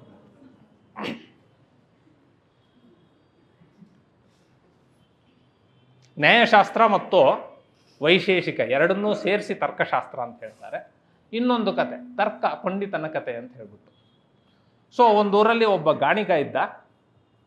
ಅವನು ಗಾಣದಲ್ಲಿ ಎಣ್ಣೆ ತೆಗೆದು ಮಾರ್ತಾ ಇದ್ದ. ಈಗೆಲ್ಲ ನಾವು ಮತ್ತೆ ಅದಕ್ಕೆ ವಾಪಸ್ ಹೋಗ್ತಾ ಇದ್ದೀವಿ, ಕರೆಕ್ಟಾ? ಕೋಲ್ಡ್ ಪ್ರೆಸ್ಡ್ ಆಯಿಲ್, ಆರೋಗ್ಯಕ್ಕೆ ಭಾಳ ಒಳ್ಳೆಯದು, ಹೀಗೆ ಏನೇನೋ ಬರ್ತಾ ಇರುತ್ತೆ. Organic, pure organic, purest organic, ಅದರೊಳಗೂ ಬೇರೆ ಬೇರೆ ಕ್ಲಾಸಿಫಿಕೇಶನ್ ಇದೆ. ಆರ್ಗ್ಯಾನಿಕ್ಕು, ಪ್ಯೂರು, ಪ್ಯೂರೆಸ್ಟು ಅಂತೆಲ್ಲ ಹೇಳ್ಬಿಟ್ಟು. ಸೊ ಗಾಣಿಗ ಹಿತ್ತಲಲ್ಲಿ ಗಾಣ ಇಟ್ಕೊಂಡಿದ್ದ. ಅಂಗಳದಲ್ಲಿ ಅಥವಾ ಮನೆಯ ಮುಂಭಾಗದಲ್ಲಿ ಅಂಗಡಿಯನ್ನು ಇಟ್ಕೊಂಡಿದ್ದ. ಅಂಗಡಿಯಲ್ಲಿ ಕೂತ್ಕೊಂಡ್ಬಿಟ್ಟು ಎಣ್ಣೆಯನ್ನು ಮಾರ್ತಾ ಇದ್ದ. ಹಿಂದ್ಗಡೆ ಹಿತ್ತಲಲ್ಲಿ ಎತ್ತು ಗಾಣಕ್ಕೆ ಕಟ್ಟಲ್ಪಟ್ಟಿತ್ತು, ಅದು ತಿರುಗ್ತಾ ಇತ್ತು. ಇವನು ಅಂಗಡಿಯ ಒಳಗೆ ಕೂತ್ಕೊಂಡ್ಬಿಟ್ಟು ಒಂದು 5 ನಿಮಿಷಕ್ಕೋ 2 ನಿಮಿಷಕ್ಕೋ 3 ನಿಮಿಷಕ್ಕೆ ಒಂದು ಸಲ ಹೈ ಹೈ ಹೈ ಹೈ ಅಂತ ಹೇಳಿ ಹೇಳ್ತಾ ಇದ್ದ. ಅಷ್ಟೊತ್ತಿಗೆ ಒಬ್ಬ ತರ್ಕ ಪಂಡಿತ ಅಲ್ಲಿಗೆ ಬಂದ. ಅಂಗಡಿಗೆ ನೋಡ್ದ, 2 ನಿಮಿಷಕ್ಕೆ 3 ನಿಮಿಷಕ್ಕೆ ಇವನು ಹೈ ಹೈ ಅಂತ ಇದ್ದಾನಲ್ಲ, ಯಾಕೆ ಅಂತ ಹೇಳ್ಬಿಟ್ಟು, ಯಾಕೆ ಹಾಗೆ ಹೇಳ್ತಾ ಇದೆಯಾ ಕೇಳ್ದ.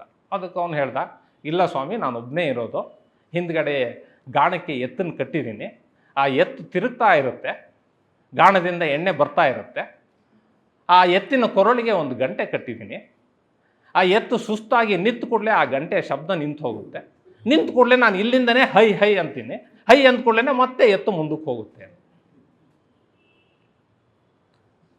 ತರ್ಕಶಾಸ್ತ್ರಕ್ಕೆ ಸ್ವಲ್ಪ ಡೌಟ್ ಶುರುವಾಯಿತು. ತರ್ಕಶಾಸ್ತ್ರ ಪಂಡಿತನಿಗೆ,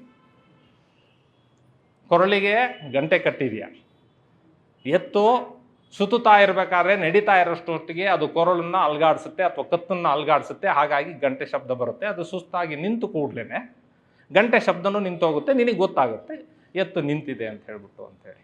ಒಂದು ವೇಳೆ ಎತ್ತು ನಿಂತಲ್ಲೇ ತನ್ನ ಕತ್ತನ್ನು ಅಲ್ಲಾಡಿಸಿದ್ರೆ ನೀ ಏನು ಮಾಡ್ತೀಯ ಕೇಳ.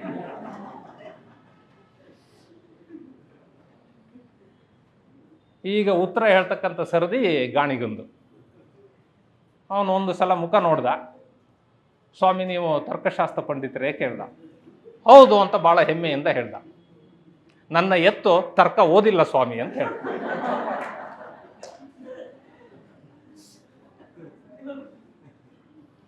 ಈ ಎರಡೂ ಕಥೆಗಳಲ್ಲಿ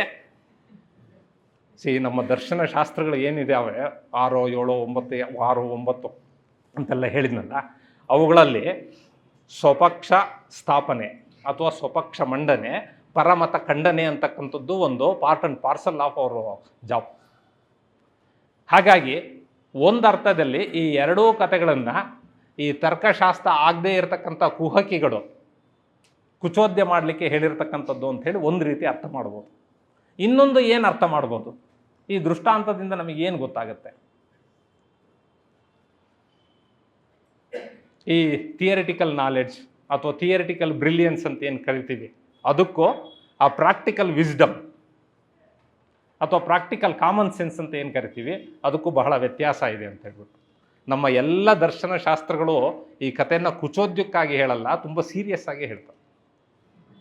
ಅಂತ ಹೇಳಿದರೆ ಜೀವನಾನುಭವ ಮುಖ್ಯ ಅಂಥೇಳಿ. ಪಾಶ್ಚಿಮಾತ್ಯ ತರ್ಕಶಾಸ್ತ್ರಕ್ಕೂ ನಮ್ಮ ತರ್ಕಶಾಸ್ತ್ರಕ್ಕೂ ಇರತಕ್ಕಂಥ ವ್ಯತ್ಯಾಸ, ಮೂಲಭೂತ ವ್ಯತ್ಯಾಸ ಏನು ಅಂತ ಹೇಳಿದರೆ, ಅದರಲ್ಲಿ ತರ್ಕಶಾಸ್ತ್ರ ಓದೋರೇ ಬೇರೆ, ಅವರ ಜೀವನವೇ ಬೇರೆ. ನಮ್ಮಲ್ಲಿ ಹಾಗಲ್ಲ, ಅದು ಜೀವನಕ್ಕೆ ಅನ್ವಯ ಆದರೆ ಮಾತ್ರ ಅದಕ್ಕೆ ಬೆಲೆ ಅಂತ ಹೇಳ್ಬಿಟ್ಟು. ನಮ್ಮ ದಾರ್ಶನಿಕರು ಎಲ್ಲರೂ ಕೂಡ ಮತಾಚಾರ್ಯರು. ಯಾಕೆ ಅಂತ ಹೇಳಿದರೆ ಇದೇ ಕಾರಣಕ್ಕೋಸ್ಕರ, ಅದು ಪ್ರಾಕ್ಟಿಕಲಿ ಅದು ಅಪ್ಲೈ ಆದರೆ ಮಾತ್ರ ಅದಕ್ಕೊಂದು ಬೆಲೆ ಅಂತ ಹೇಳ್ಬಿಟ್ಟು. ಆ ಒಂದು ತತ್ವದ ಹಿನ್ನೆಲೆಯಲ್ಲಿ ಈ ಎರಡು ಕಥೆಗಳನ್ನು ಹೇಳಿದ್ದಾಯಿತು.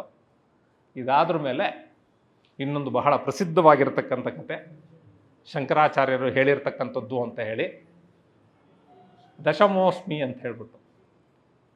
ಒಂದು ಗುರುಕುಲದಲ್ಲಿ 10 ಜನ ವಿದ್ಯಾರ್ಥಿಗಳು ವಿದ್ಯಾಭ್ಯಾಸವನ್ನು ಮುಗಿಸಿದ್ರ ಮೇಲೆ ಗುರು ಕರೆದುಬಿಟ್ಟು, ನಿಮ್ಮ ವಿದ್ಯಾಭ್ಯಾಸ ಎಲ್ಲ ಮುಗಿದಿದೆ, ನೀವು ನಿಮ್ಮ ಊರುಗಳಿಗೆ ಹೋಗ್ಬೋದು, ಆದರೆ ಪಕ್ಕದಲ್ಲಿ ಹೊಳೆ ಹರಿತಾ ಇದೆ, ಆ ಹೊಳೆಯನ್ನು ದಾಟ್ಕೊಂಡು ಹೋಗಬೇಕು, ತುಂಬ ರಭಸದಿಂದ ಹರಿತಾ ಇದೆ, ಹಾಗಾಗಿ ಹೊಳೆಯನ್ನು ದಾಟಿದ್ರ ಮೇಲೆ ನೀವೆಲ್ಲರೂ ಸುರಕ್ಷಿತವಾಗಿ ಹೊಳೆಯನ್ನು ದಾಟಿದಿರಿ ಅಂತ ಹೇಳ್ಬಿಟ್ಟು ಕನ್ಫರ್ಮ್ ಮಾಡ್ಕೊಂಡ್ಬಿಟ್ಟು ಮುಂದಕ್ಕೆ ಹೋಗಿ ಅಂತ ಹೇಳಿದರು. ಸರಿ, 10 ಜನ ವಿದ್ಯಾರ್ಥಿಗಳು ಹೊಳೆಯನ್ನು ದಾಟಿದ್ರು, ಈಚೆ ದಡಕ್ಕೆ ಬಂದ್ರ ಮೇಲೆ ಗುರುಗಳು ಹೇಳಿದ್ದಾರೆ 10 ಜನ ಇದೀವೋ ಇಲ್ವೋ ನೋಡ್ರು ಅಂತಂದ್ರು. ಸರಿ, ಒಬ್ಬ ಎಣ್ಸಿದ, ಏನು ಮಾಡ್ದ, 1 2 3 4 5 6 7 8 9, ಅರೆ 9 ಜನ ಇದೀವಿಲ್ಲ ಅಂತಂದ. ನಿನಗೆ ಎಣ್ಸಕ್ಕೆ ಬರಲ್ಲ, ಈ ಕಡೆ ಬಾ ಅಂತ ಹೇಳ್ದ. ಇನ್ನೊಬ್ಬ ಎಣ್ಸಿದ. ಹೀಗೆ ಎಷ್ಟೊತ್ತು ಎಣ್ಸಿದ್ರು ಕೂಡ ಅವರಿಗೆ 9 ನಂತರ 10ನೇವನು ಸಿಕ್ಕಲೇ ಇಲ್ಲ. ಅವರಿಗೆ ಅಳ್ಲಿಕ್ಕೆ ಶುರು ಮಾಡಿದ್ರು. ಗುರುಗಳು ಮೊದಲೇ ಹೇಳಿದ್ರು ಸುರಕ್ಷಿತವಾಗಿ ಮನೆಗೆ ಹೋಗಿ ಅಂಥೇಳಿ. ಒಬ್ಬ ಎಲ್ಲೋ ಹೊಳೆಲಿ ಮುಳುಗೋಗ್ಬಿಟ್ಟ. ಈಗೇನು ಮಾಡೋದು, ನಾವು ಗುರುಗಳಿಗೆ ಹೇಗೆ ಉತ್ತರ ಕೊಡೋದು ಅಂತ ಹೇಳ್ಬಿಟ್ಟು ಅಳ್ಲಿಕ್ಕೆ ಶುರು ಮಾಡಿದರು. ಅಷ್ಟೊತ್ತಿಗೆ ಅಲ್ಲಿ ಇನ್ನೊಬ್ಬ ಬಂದ, ವಯಸ್ಸಾದ ವೃದ್ಧನೋ ಜ್ಞಾನಿಯೋ ಒಬ್ಬ ಬಂದ. ಏನು ಸಮಸ್ಯೆ ಮಕ್ಕಳೇ, ಹೀಗಾಗಿದೆ, 10 ಜನ ಇದ್ವಿ, 10 ಜನದಲ್ಲಿ 9 ಜನ ಇದ್ದೀವಿ ಅಂತೇಳಿ.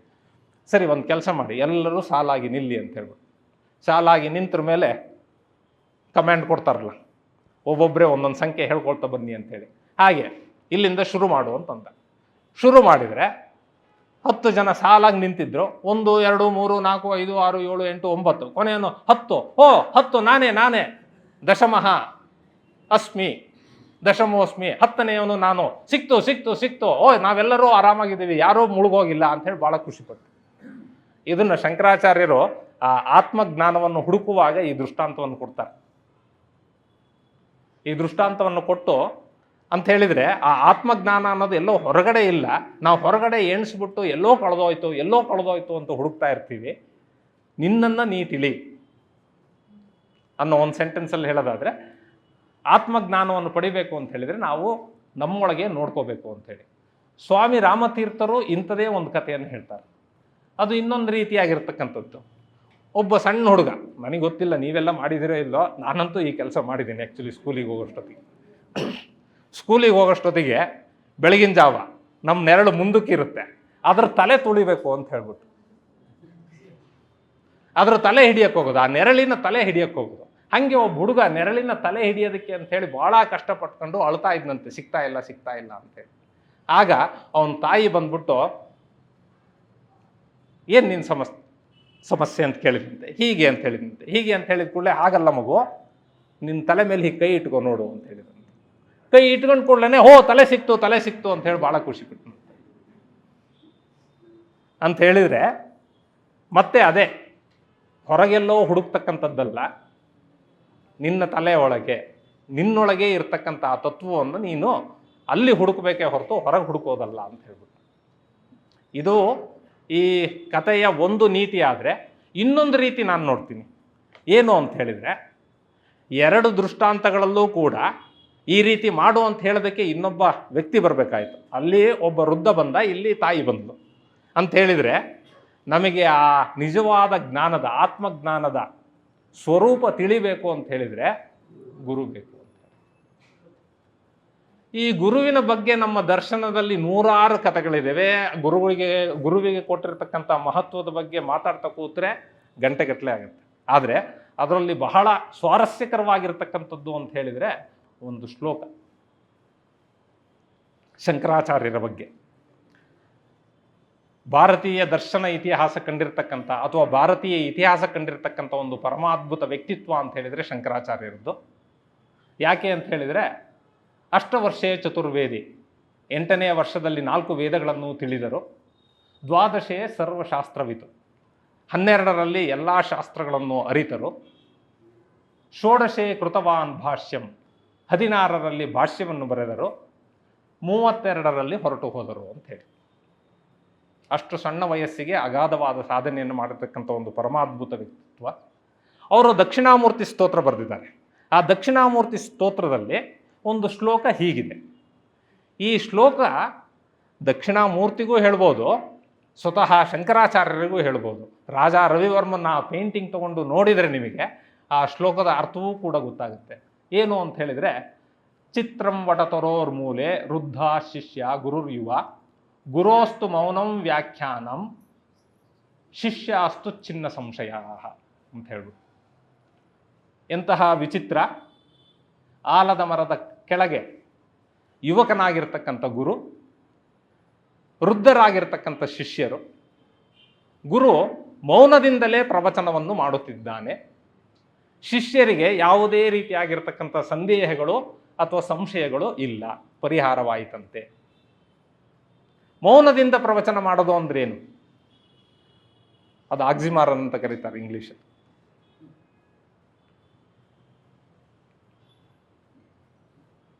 ಅದನ್ನು ಒಂದು ಸಲ ಯೋಚನೆ ಮಾಡಿದಾಗ ಸ್ವಾಮಿ ರಾಮತೀರ್ಥರ ಜೀವನದಲ್ಲೂ ಕೂಡ ಈ ರೀತಿಯಾಗಿರ್ತಕ್ಕಂಥ 2-3 ಘಟನೆಗಳು ನಡೆದಿದೆ. ಒಮ್ಮೆ ಅವರು ಲಾಹೋರಿನಲ್ಲಿ ಉಪನ್ಯಾಸಗಳನ್ನು ಮಾಡ್ತಾ ಇದ್ರು. ಅವರ ಉಪನ್ಯಾಸಗಳಿಗೆ ಅವರದ್ದು ಕ್ರಾಂತಿಕಾರಿ ವಿಚಾರಧಾರೆಗಳು. ಆಗಿನ ಕಾಲದಲ್ಲೇ ಯುವಕರು ಅದರ ಬಗ್ಗೆ ಆಕರ್ಷಿತರಾಗಿದ್ದರು. ಹೆಚ್ಚಾಗಿ ಯುವಕರೇ ಸೇರ್ತಾ ಇದ್ರಂತೆ. ಸುದರ್ಶನ ಅಂತಕ್ಕಂಥದ್ದು ಒಬ್ಬ ಯುವಕ ನಿತ್ಯ ಲಾಹೋರಿನಲ್ಲಿ ನಡೀತಾ ಇರತಕ್ಕಂಥ ಸ್ವಾಮಿ ರಾಮತೀರ್ಥರ ಉಪನ್ಯಾಸಗಳಿಗೆ ಹೋಗ್ತಾ ಇದ್ದ. ಅವನ ಸ್ನೇಹಿತ ನಾರಾಯಣ ಅಂತ ಹೇಳ್ಬಿಟ್ಟು, ನಾರಾಯಣ ಕೇಳ್ತಾನೆ, ಅಲ್ಲ ನೀನು ದಿವಸ ಹೋಗ್ತಿಯಲ್ಲ, ಏನು ಅಲ್ಲಿ ಅಷ್ಟೊಂದು ಚೆನ್ನಾಗಿ ಹೇಳ್ತಾರ? ಹೌದು ಹೇಳ್ತಾರೆ ಅಂತ ಹೇಳ್ಬಿಟ್ಟು. ಏನು ಹೇಳ್ತಾರೋ ಏನೋ ಗೊತ್ತಿಲ್ಲ ಕಣೆಯ, ನನಗಂತೂ ಸಾವಿರಾರು ಪ್ರಶ್ನೆಗಳಿದೆ. ನೀವೇನೋ ವೇದಾಂತ, ಜೀವ, ಜಗತ್ತು, ಈಶ್ವರ ಅಂತೆಲ್ಲ ಏನು ಹೇಳ್ತೀರಾ, ಅದ್ರ ಬಗ್ಗೆ ಸಾವಿರಾರು ಪ್ರಶ್ನೆಗಳಿದೆ. ಆ ಪ್ರಶ್ನೆಗಳನ್ನೆಲ್ಲ ನಾನು ನಿಮ್ಮ ಗುರುಗಳ ಹತ್ರ ಕೇಳಬೇಕು ನಾನು ಅಂತ. ಇವನಿಗೆ ಸ್ವಲ್ಪ ಕಸಿ ಬಿಸಿ ಆಗ್ಲಿಕ್ಕೆ ಶುರು ಆಯ್ತು. ಇವನೇನೋ ಬಂದ್ಬಿಟ್ಟು ಯಾವುದ್ಯಾವುದೋ ರೀತಿಯಾಗಿರ್ತಕ್ಕಂಥ ಅಪಕ್ವ ಪ್ರಶ್ನೆಗಳನ್ನು ಕೇಳಿದರೆ ಗುರುಗಳು ಎಲ್ಲಿ ಸಿಟ್ಟು ಬರುತ್ತೋ ಅಂತ ಹೇಳ್ಬಿಟ್ಟು. ಆದರೆ ಇವನು ಪೀಡಿಸ್ಲಿಕ್ಕೆ ಶುರು ಮಾಡ್ದ, ಇಲ್ಲ ನಾನು ಬರಲೇಬೇಕು, ನಿಮ್ಮ ಗುರುಗಳಿಗೆ ಕ್ವಶನ್ ಕೇಳಲೇಬೇಕು ನಾನು ಅಂತ. ಸರಿ ಆಯಿತು, ಒಂದು ದಿವಸ ಬಾ ಅಂತ ಹೇಳ್ದ. ಒಂದು ದಿವಸ ಬಂದಾಗ ಪ್ರವಚನ ಶುರುವಾಗಿತ್ತು. ನಾರಾಯಣನನ್ನು ಕರ್ಕೊಂಡು ಹೋಗಿ ಸುದರ್ಶನ ಗುರುಗಳ ಮುಂದಿರತಕ್ಕಂಥ ಜಾಗದಲ್ಲಿ ಕೂರಿಸಿದ. ಗುರುಗಳು ಪ್ರವಚನ ಕೊಡ್ತಾ ಇದ್ರು. ಸ್ವಾಮಿ ರಾಮತೀರ್ಥರು ಪ್ರವಚನ ಮಾಡ್ತಾ ಇದ್ರು. ಪ್ರವಚನ ಮುಗೀತು. ಪ್ರವಚನ ಮುಗಿದ್ರ ಮೇಲೆ ಹೀಗೆ ಒಂದು ಸಲ ಅವನನ್ನು ನೋಡಿದ್ರು ನಾರಾಯಣ ಸೀದಾ ಕಾಲಿಗಡ್ಡ ಬಿದ್ದಂತೆ. ಸಾವಿರಾರು ಪ್ರಶ್ನೆಗಳನ್ನು ತಲೆಯಲ್ಲಿ ಇಟ್ಕೊಂಡು ಬಂದಿದ್ದೆ, ಆದರೆ ನಿಮ್ಮ ಎದುರುಗಡೆ ಕೂತ್ಕೊಂಡ್ಬಿಟ್ಟು ನಿಮ್ಮ ಒಂದು ಆ ಪ್ರವಚನ ಕೇಳಿದ ಕೂಡಲೇ ನನ್ನಲ್ಲಿ ಯಾವ ಪ್ರಶ್ನೆಗಳು ಉಳಿದಿಲ್ಲ ಅಂತೇಳಿ. ಆಮೇಲೆ ಸ್ವಾಮಿ ರಾಮತೀರ್ಥರ ಶಿಷ್ಯ ಆಗ್ತೇನೆ ನಾರಾಯಣ. ಆಮೇಲೆ ಇನ್ನೊಂದು, ಅಮೇರಿಕದಲ್ಲಿ ಇವರು ಉಪನ್ಯಾಸ ಕೊಡುವಷ್ಟೊತ್ತಿಗೆ, ಉಪನ್ಯಾಸಕ್ಕಿಂತ ಮೊದಲು ಸತ್ಸಂಗ, ಆ ಸತ್ಸಂಗದಲ್ಲಿ ಇವರು ಧ್ಯಾನ ನಿರತರಾಗಿರ್ತಾರೆ. ಒಬ್ಬ ಮಹಿಳೆ, ಗೌರವಾನ್ವಿತ ಮಹಿಳೆ ಆ ಹಾಲಿಗೆ ಬರ್ತಾರೆ. ಕಣ್ಣು ಮುಚ್ಕೊಂಡು ಕೂತಿರ್ತಾರೆ ಇವರು. ಅವಳಿಗೆ ಏನೋ ಒಂದಷ್ಟು ಕಷ್ಟಗಳು, ಆ ಕಷ್ಟಗಳನ್ನೆಲ್ಲ ಸ್ವಾಮಿಯವ್ರ ಹತ್ರ ಹೇಳ್ಕೋಬೇಕು, ಯಾರೋ ಸ್ವಾಮೀಜಿ ಬಂದಿದ್ದಾರೆ ಅವ್ರ ಹತ್ರ ಹೇಳ್ಕೋಬೇಕು ಅಂತ ಹೇಳ್ಕೊಂಡು ಬಂದಿರ್ತಾಳೆ ಅವಳು. ಆದರೆ ಈ ಸ್ವಾಮೀಜಿ ಕಣ್ಣು ಮುಚ್ಚಿ ಕೂತಿರ್ತಾಳೆ. ರೆಸ್ಟ್ಲೆಸ್ನೆಸ್ ಸಿಂಡ್ರೋಮ್ ಅಂತ ಈಗೇನು ಮಾತಾಡ್ತೀವಿ ಅದು ಅವಳಿಗೆ ಅವಾಗಲೇ ಇತ್ತು. 2 ನಿಮಿಷ ಆದರೂ ಅವಳಿಗೆ ತಡ್ಕೊಳಕ್ಕಾಗ್ತಾ ಇಲ್ಲ. ಏನು ಕಣ್ಣು ತೆಗಿತಿಲ್ಲ, ಏನು ಮಾಡ್ತಿಲ್ಲ, ನಾನು ಬಂದು ನಿಂತ್ಕೊಂಡಿದ್ದೀನಿ, ನನ್ನ ಮಾತಾಡ್ಸ್ತಾನೋ ಇಲ್ಲ, ಏನಿದು ಅಂತ ಹೇಳ್ಬಿಟ್ಟು. ಯಾರೋ ಪಕ್ಕದಲ್ಲಿದ್ದವ್ರು ಕೂತ್ಕೊಳ್ಳಿ ಒಂದು ಸ್ವಲ್ಪ ಅಂತ ಹೇಳ್ತಾರೆ. ಸ್ವಲ್ಪ ಹೊತ್ತು ಕೂತ್ಕೊಳ್ತಾರೆ. ಮತ್ತೆ ಅವಳಿಗೆ ಅದೇ, ಎಷ್ಟೊತ್ತಿಗೆ ಕಂಡು ಬಿಡ್ತಾರೆ, ನನ್ನ ಕ್ವಶನ್ ಎಲ್ಲ ಕೇಳಬೇಕಾಯ್ತಲ್ಲ, ಏನು ಮಾಡೋದು ಅಂತ ಹೇಳ್ಬಿಟ್ಟು. ಅಷ್ಟೊತ್ತಿಗೆ ರಾಮತೀರ್ಥರು ತಮ್ಮ ಧ್ಯಾನವನ್ನು ಮುಗಿಸಿ 3 ಸಲ ಓಂಕಾರವನ್ನು ಮಾಡ್ತಾರೆ. ಆ ಓಂಕಾರ ನಾದವನ್ನು ಕೇಳಿ ಅವಳ ಕಣ್ಣಲ್ಲಿ ನೀರು ಸುರಿಲಿಕ್ಕೆ ಶುರು ಆಗುತ್ತೆ. ಮತ್ತೆ ಸ್ವಾಮಿ ರಾಮತೀರ್ಥರ ಕಾಲಿಗೆ ಹೋಗಿ ಅಡ್ಡು ಬಿದ್ದು, ಸ್ವಾಮಿ ನಿಮ್ಮ ಬಗ್ಗೆ ಏನೇನೋ ಬೈಕೊಳ್ತಾ ಕೂತಿದ್ದೆ ನಾನು, ಕೇವಲ ನಿಮ್ಮ ಓಂಕಾರ ನಾದ, ನೀವು ಓಂಕಾರ ಹೇಳಿದ ಕೂಡಲೇ ನನ್ನ ಹತ್ರ ಏನಿತ್ತು ಕಷ್ಟಗಳು ಅಂತ ಏನು ಅಂದ್ಕೊಂಡು ಬಂದಿದ್ನೋ ಆ ಕಷ್ಟಗಳೆಲ್ಲ ನನ್ನಿಂದ, ನನ್ನ ಬುದ್ಧಿಯಿಂದ ಹೊರಗೆ ಹೋಗಿ ನನ್ನಲ್ಲಿ ಬರೀ ಆನಂದವೇ ತುಂಬಿಕೊಂಡಿದೆ ಈಗ ಅಂತ ಹೇಳ್ಬಿಟ್ಟು. ಅಂದರೆ ಈ ಕಥೆಗಳೆಲ್ಲ ಏನು ಹೇಳುತ್ತೆ? ಈ ಆಧುನಿಕ ಮನಸ್ಸು ಅಂತ ಹೇಳಿದ್ನಲ್ಲ, ಆ ಇಬ್ಬಂದಿತನ, ಆ ಹಿನ್ನೆಲೆಯಲ್ಲಿ ಸ್ವಲ್ಪ ಯೋಚನೆ ಮಾಡಬೇಕು. ಈ ಕಥೆಗಳೆಲ್ಲ ಹಾಗಾದರೆ ಏನು ಹೇಳುತ್ತೆ ಅಂತ ಹೇಳ್ಬಿಟ್ಟು. ಅಥವಾ ಈ ರೀತಿಯಾಗಿರ್ತಕ್ಕಂಥ ಅನುಭವ ನಮಗೂ ಬಂದಿದೆಯಾ?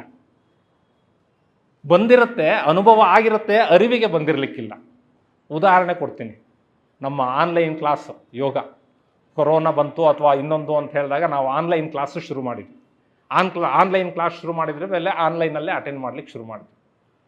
ಆಮೇಲೆ ಆ ಪೀರಿಯಡ್ ಮುಗೀತು, ಮತ್ತೆ ಇಲ್ಲಿ ಕ್ಲಾಸಿಗೆ ಬರಬೇಕು ಅಂತೇಳಿ ನೀವು ಆನ್ಲೈನಲ್ಲಿ ಯೋಗ ಮಾಡ್ತಾ ಇದ್ದಿದ್ದಕ್ಕೂ ಇಲ್ಲಿ ಬಂದು ಮಾಸ್ಟ್ರು ಅವ್ರು ಏನು ಮಾತಾಡಬೇಕಾಗಿಲ್ಲ, ಈಗ ಸುಮ್ಮನೆ ನಿಮ್ಮ ಪಕ್ಕ ಹಿಂಗೆ ಹೋದರೆ ಏನು ವ್ಯತ್ಯಾಸ ಆಗುತ್ತೆ ಅನ್ನೋದು ನೀವೇ ಗಮನಿಸಿ.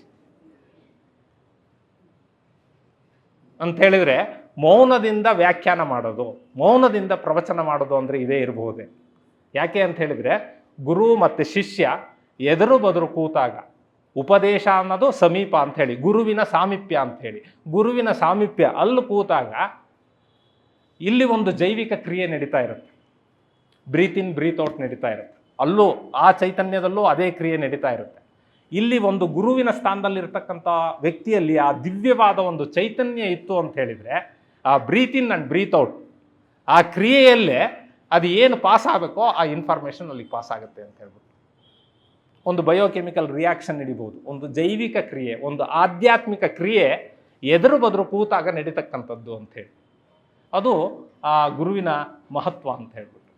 ಅದಕ್ಕೆ ಆನ್ಲೈನು ಅಥವಾ 21ನೇ ಶತಮಾನ ಇನ್ನೊಂದು ಯಾವುದೋ ವರ್ಚುವಲ್ ಮೀಟಿಂಗು ಅಥವಾ ಆನ್ಲೈನ್ ಟ್ರಾನ್ಸ್ಫರ್ಗಳು, ಬ್ಯಾಂಕಿಗೆ ಹೋಗೋದೇ ಬೇಡ, ಇದೆಲ್ಲವೂ ಕೂಡ ಒಂದು ಹಂತದವರೆಗೆ ಅನುಕೂಲತೆಯನ್ನು ಕಲ್ಪಿಸಬಹುದೇ ಹೊರತು ಅದರಿಂದ ಬರ್ತಕ್ಕಂಥ ಅನಾನುಕೂಲಗಳು ಬೇರೆ ಇರಬಹುದು, ನಮಗೆ ಅದು ಗೊತ್ತಿಲ್ಲದೆ ಇರಬಹುದು, ಅಥವಾ ನಮ್ಮ ಅನುಭವಕ್ಕೆ ಬರ್ತಾ ಇರ್ಬೋದು, ಅಥವಾ ಮುಂದೆ ಅದೇ ದೊಡ್ಡ ಸಮಸ್ಯೆಗಳಾಗಬಹುದು ಅಂತ ಹೇಳ್ಬೋದು.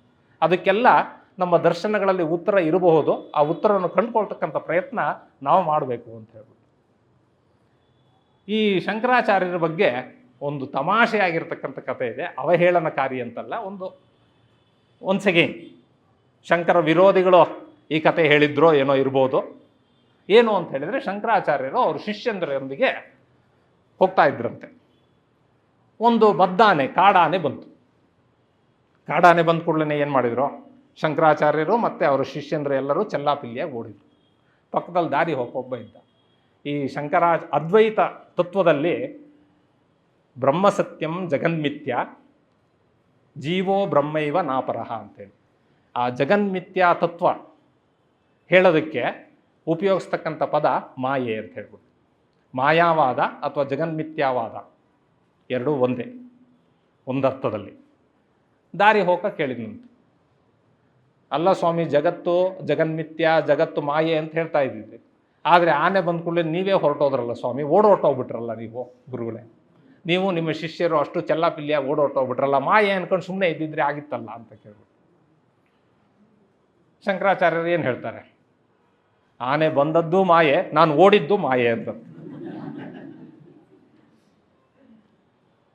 ಈ ಕಥೆಯ ಅರ್ಥ ಏನು ಅಂತ ಹೇಳಿದರೆ, ಒಂದು ಶಂಕರ ವಿರೋಧಿಗಳು ಒಂದು ಕುಹಕಕ್ಕೋ ಕುಚೋದ್ಯಕ್ಕೋ ಮಾಡಿದ್ದಾರೆ ಅಂತ ಅಂದ್ಕೊಳ್ಳೋದು ಒಂದು ಪಾರ್ಟು.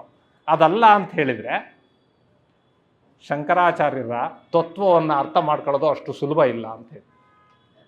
ಬಹಳ ಕಷ್ಟವಾಗಿರ್ತಕ್ಕಂಥ ಕೆಲಸ, ಮಾಯಾವಾದವನ್ನು ಅರ್ಥ ಮಾಡ್ಕೊಳ್ತಕ್ಕಂಥದ್ದು ಬಹಳ ಕಷ್ಟವಾಗಿರ್ತಕ್ಕಂಥ ಕೆಲಸ ಅಂತೇಳಿ.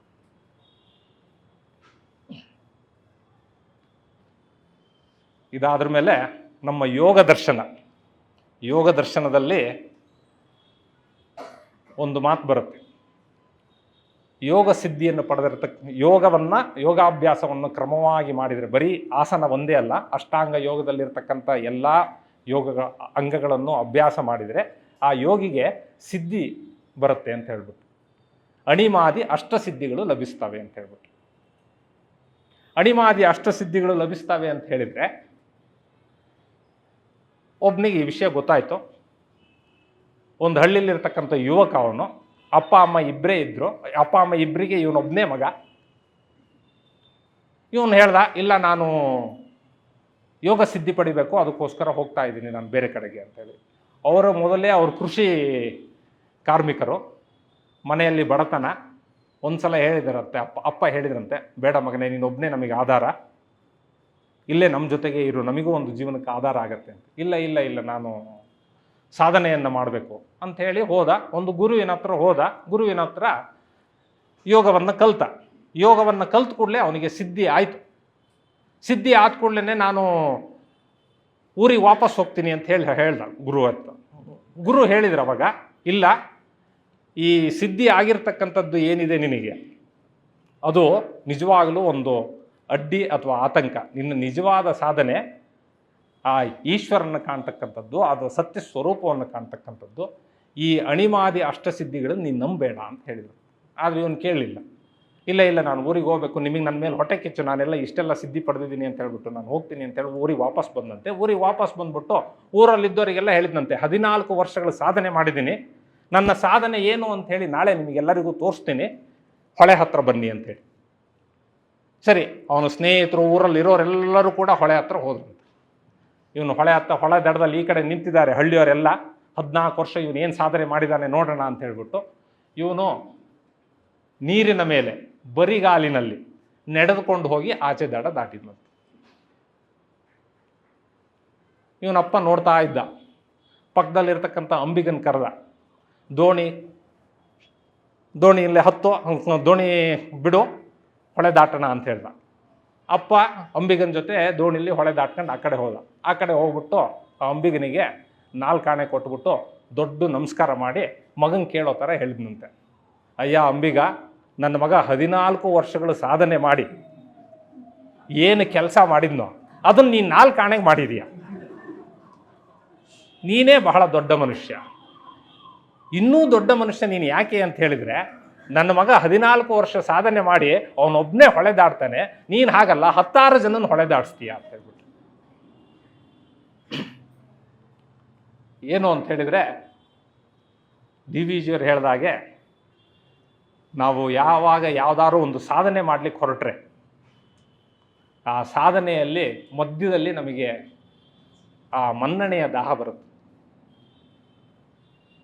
ಮಾಸ್ಟ್ರು ಯಾವಾಗಲೂ ಹೇಳ್ತಾ ಇರ್ತಾರೆ, ಯೋಗ ಅಂತ ಹೇಳಿದರೆ ದರ್ಶನವೇ ಹೊರತು ಪ್ರದರ್ಶನ ಅಲ್ಲ ಅಂತ ಹೇಳ್ಬಿಟ್ಟು. ಅದನ್ನು ಡಿ ವಿ ಜಿಯವರು ಹೇಳಿದ್ದಾರೆ, ಅನ್ನದಾತುರಕ್ಕಿಂತ ಚಿನ್ನದಾತುರ ತೀಕ್ಷ್ಣ, ಚಿನ್ನದಾತುರಕ್ಕಿಂತ ಹೆಣ್ಣು ಗಂಡೊಲವು, ಮನ್ನಣೆಯ ದಾಹವಿ ಎಲ್ಲಕಂ ತೀಕ್ಷ್ಣತಮ, ತಿನ್ನುವುದು ಆತ್ಮವನ್ನೇ ಮಂಕುತಿಮ್ಮ ಅಂಥೇಳಿ. ಆತ್ಮವನ್ನೇ ತಿನ್ನುತ್ತೆ ಮನ್ನಣೆಯ ದಾಹ. Recognition, identity crisis. ಸೊ ಇವೆಲ್ಲ ನಮ್ಮ ಈ ಆಧುನಿಕ ಸಮಾಜದ ಪದಗಳು. ಸೊ ಇವೆಲ್ಲ ಪದಗಳಿಗೂ ಅಥವಾ ಇಂಥವುದಕ್ಕೆ ದರ್ಶನಶಾಸ್ತ್ರದಲ್ಲಿ ಉತ್ತರ ಇದೆ. ನಾವು ಶುರು ಮಾಡಬೇಕು. ಮೊದಲೇ ಹೇಳಿದಾಗೆ ಗುರುಮುಖೇನ ಕಲಿಬೇಕಾಗಿರ್ತಕ್ಕಂಥ ವಿದ್ಯೆ. ಆದರೆ ನಮ್ಮ ಸಮಯ ಇವತ್ತಿನ ಇದು ಯಾವುದಾದ್ರೂ ಒಂದು ಸಣ್ಣ ಪುಸ್ತಕದಿಂದನೋ ಅಥವಾ ಯಾವುದಾದ್ರೂ ಒಂದು, ನಮ್ಮ ರಾಮಕೃಷ್ಣ ಮಠದಲ್ಲಿ ಅನೇಕ ಸಣ್ಣ ಸಣ್ಣ ಪುಸ್ತಕಗಳಿದ್ದಾವೆ, ಇಲ್ಲ ಭಾರತ ಭಾರತಿ ಪುಸ್ತಕಗಳಿದ್ದಾವೆ. ಸುಮಾರು ಸಣ್ಣ ಪುಸ್ತಕದಿಂದ ಶುರು ಮಾಡಿದರೆ ಒಂದು ಹಂತದವರೆಗೆ ತಲುಪಲಿಕ್ಕೆ ಸಾಧ್ಯ ಏನೋ ಅಂತಕ್ಕಂಥ ಒಂದು ಭರವಸೆಯೊಂದಿಗೆ ನನ್ನ ಈ ಒಂದು ನಿಮ್ಮ ಜೊತೆಗಿನ ಒಂದು ಮಾತುಕತೆಯನ್ನು ಮುಗಿಸ್ತಾ ಇದ್ದೇನೆ. ಇದೆಲ್ಲ ಒಂದಷ್ಟು ಪುಸ್ತಕಗಳು, ಇದನ್ನು ರೆಫರ್ ಮಾಡಿ ಹೇಳಿದ್ದು, ನಾನೇನು ಹೇಳಿಲ್ಲ, ಹೊಸ ವಿಷಯ ನಾನೇನು ಹೇಳಿಲ್ಲ. ಇದನ್ನೆಲ್ಲ ರೆಫರ್ ಮಾಡಿ ನಿಮಗೆ ಅಲ್ಲಿ ಹೇಳಿರ್ತಕ್ಕಂಥ ವಿಷಯವನ್ನು ನಿಮಗೆ ದಾಟಿಸ್ಲಿಕ್ಕೆ ಅಂಬಿಗಂತರ ಕೆಲಸ ಮಾಡಿದ್ದೀನಿ ಅಂತ ಹೇಳಿಬಿಟ್ಟು ನನ್ನ ಮಾತಿಗೆ ವಿರಾಮವನ್ನು ಕೊಡ್ತೇನೆ. ನಮಸ್ಕಾರ.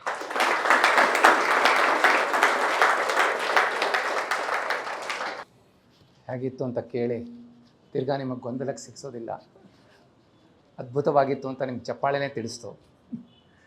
ವೇದಾಂತದಂಥ ಒಂದು ವಿಷಯವನ್ನು ಸ್ವಾರಸ್ಯದ ಮಟ್ಟಕ್ಕೆ ತಂದು ನಮಗೆಲ್ಲ ಸ್ವಲ್ಪ ಮಟ್ಟಿಗೆ ಅರ್ಥ ಮಾಡುವಂಥ ಮಾಡ್ತಂಥ ಲಕ್ಷ್ಮೀನಾರಾಯಣ ಭಟ್ಟರಿಗೆ ನಮ್ಮ ಶತಶತ ನಮನಗಳು ಅಂತ ಹೇಳಕ್ಕೆ ಇಷ್ಟಪಡ್ತೀನಿ. ಅವರು ಅತ್ಯಂತ ಅಲ್ಪ ಅವಧಿಯಲ್ಲಿ ಇಷ್ಟು ದೊಡ್ಡ ವಿಷಯವನ್ನು, ಬಹಳ ಆಳವಾದ ವಿಷಯ, ವೇದಾಂತ ಅವರೇ ಹೇಳ್ದಂಗೆ ಭಾಳ ಕಷ್ಟವಾದ ವಿಷಯ, ಅದು ಸುಲಭವಾಗಿ ಅರ್ಥ ಮಾಡ್ಕೊಳ್ಳಿಕ್ಕೆ ಆಗೋದಿಲ್ಲ. ಅದರಲ್ಲಿ ಸಣ್ಣ ಸಣ್ಣ ಕೆಲವು ಕಥೆಗಳನ್ನು ಸೇರಿಸ್ಬಿಟ್ಟು ನಮ್ಮಲ್ಲಿ ಒಂದು ಜಿಜ್ಞಾಸೆ ಹುಟ್ಟಿಸುವಂಥ ಒಂದು ಕಾರ್ಯವನ್ನು ಮಾಡಿದ್ದಾರೆ.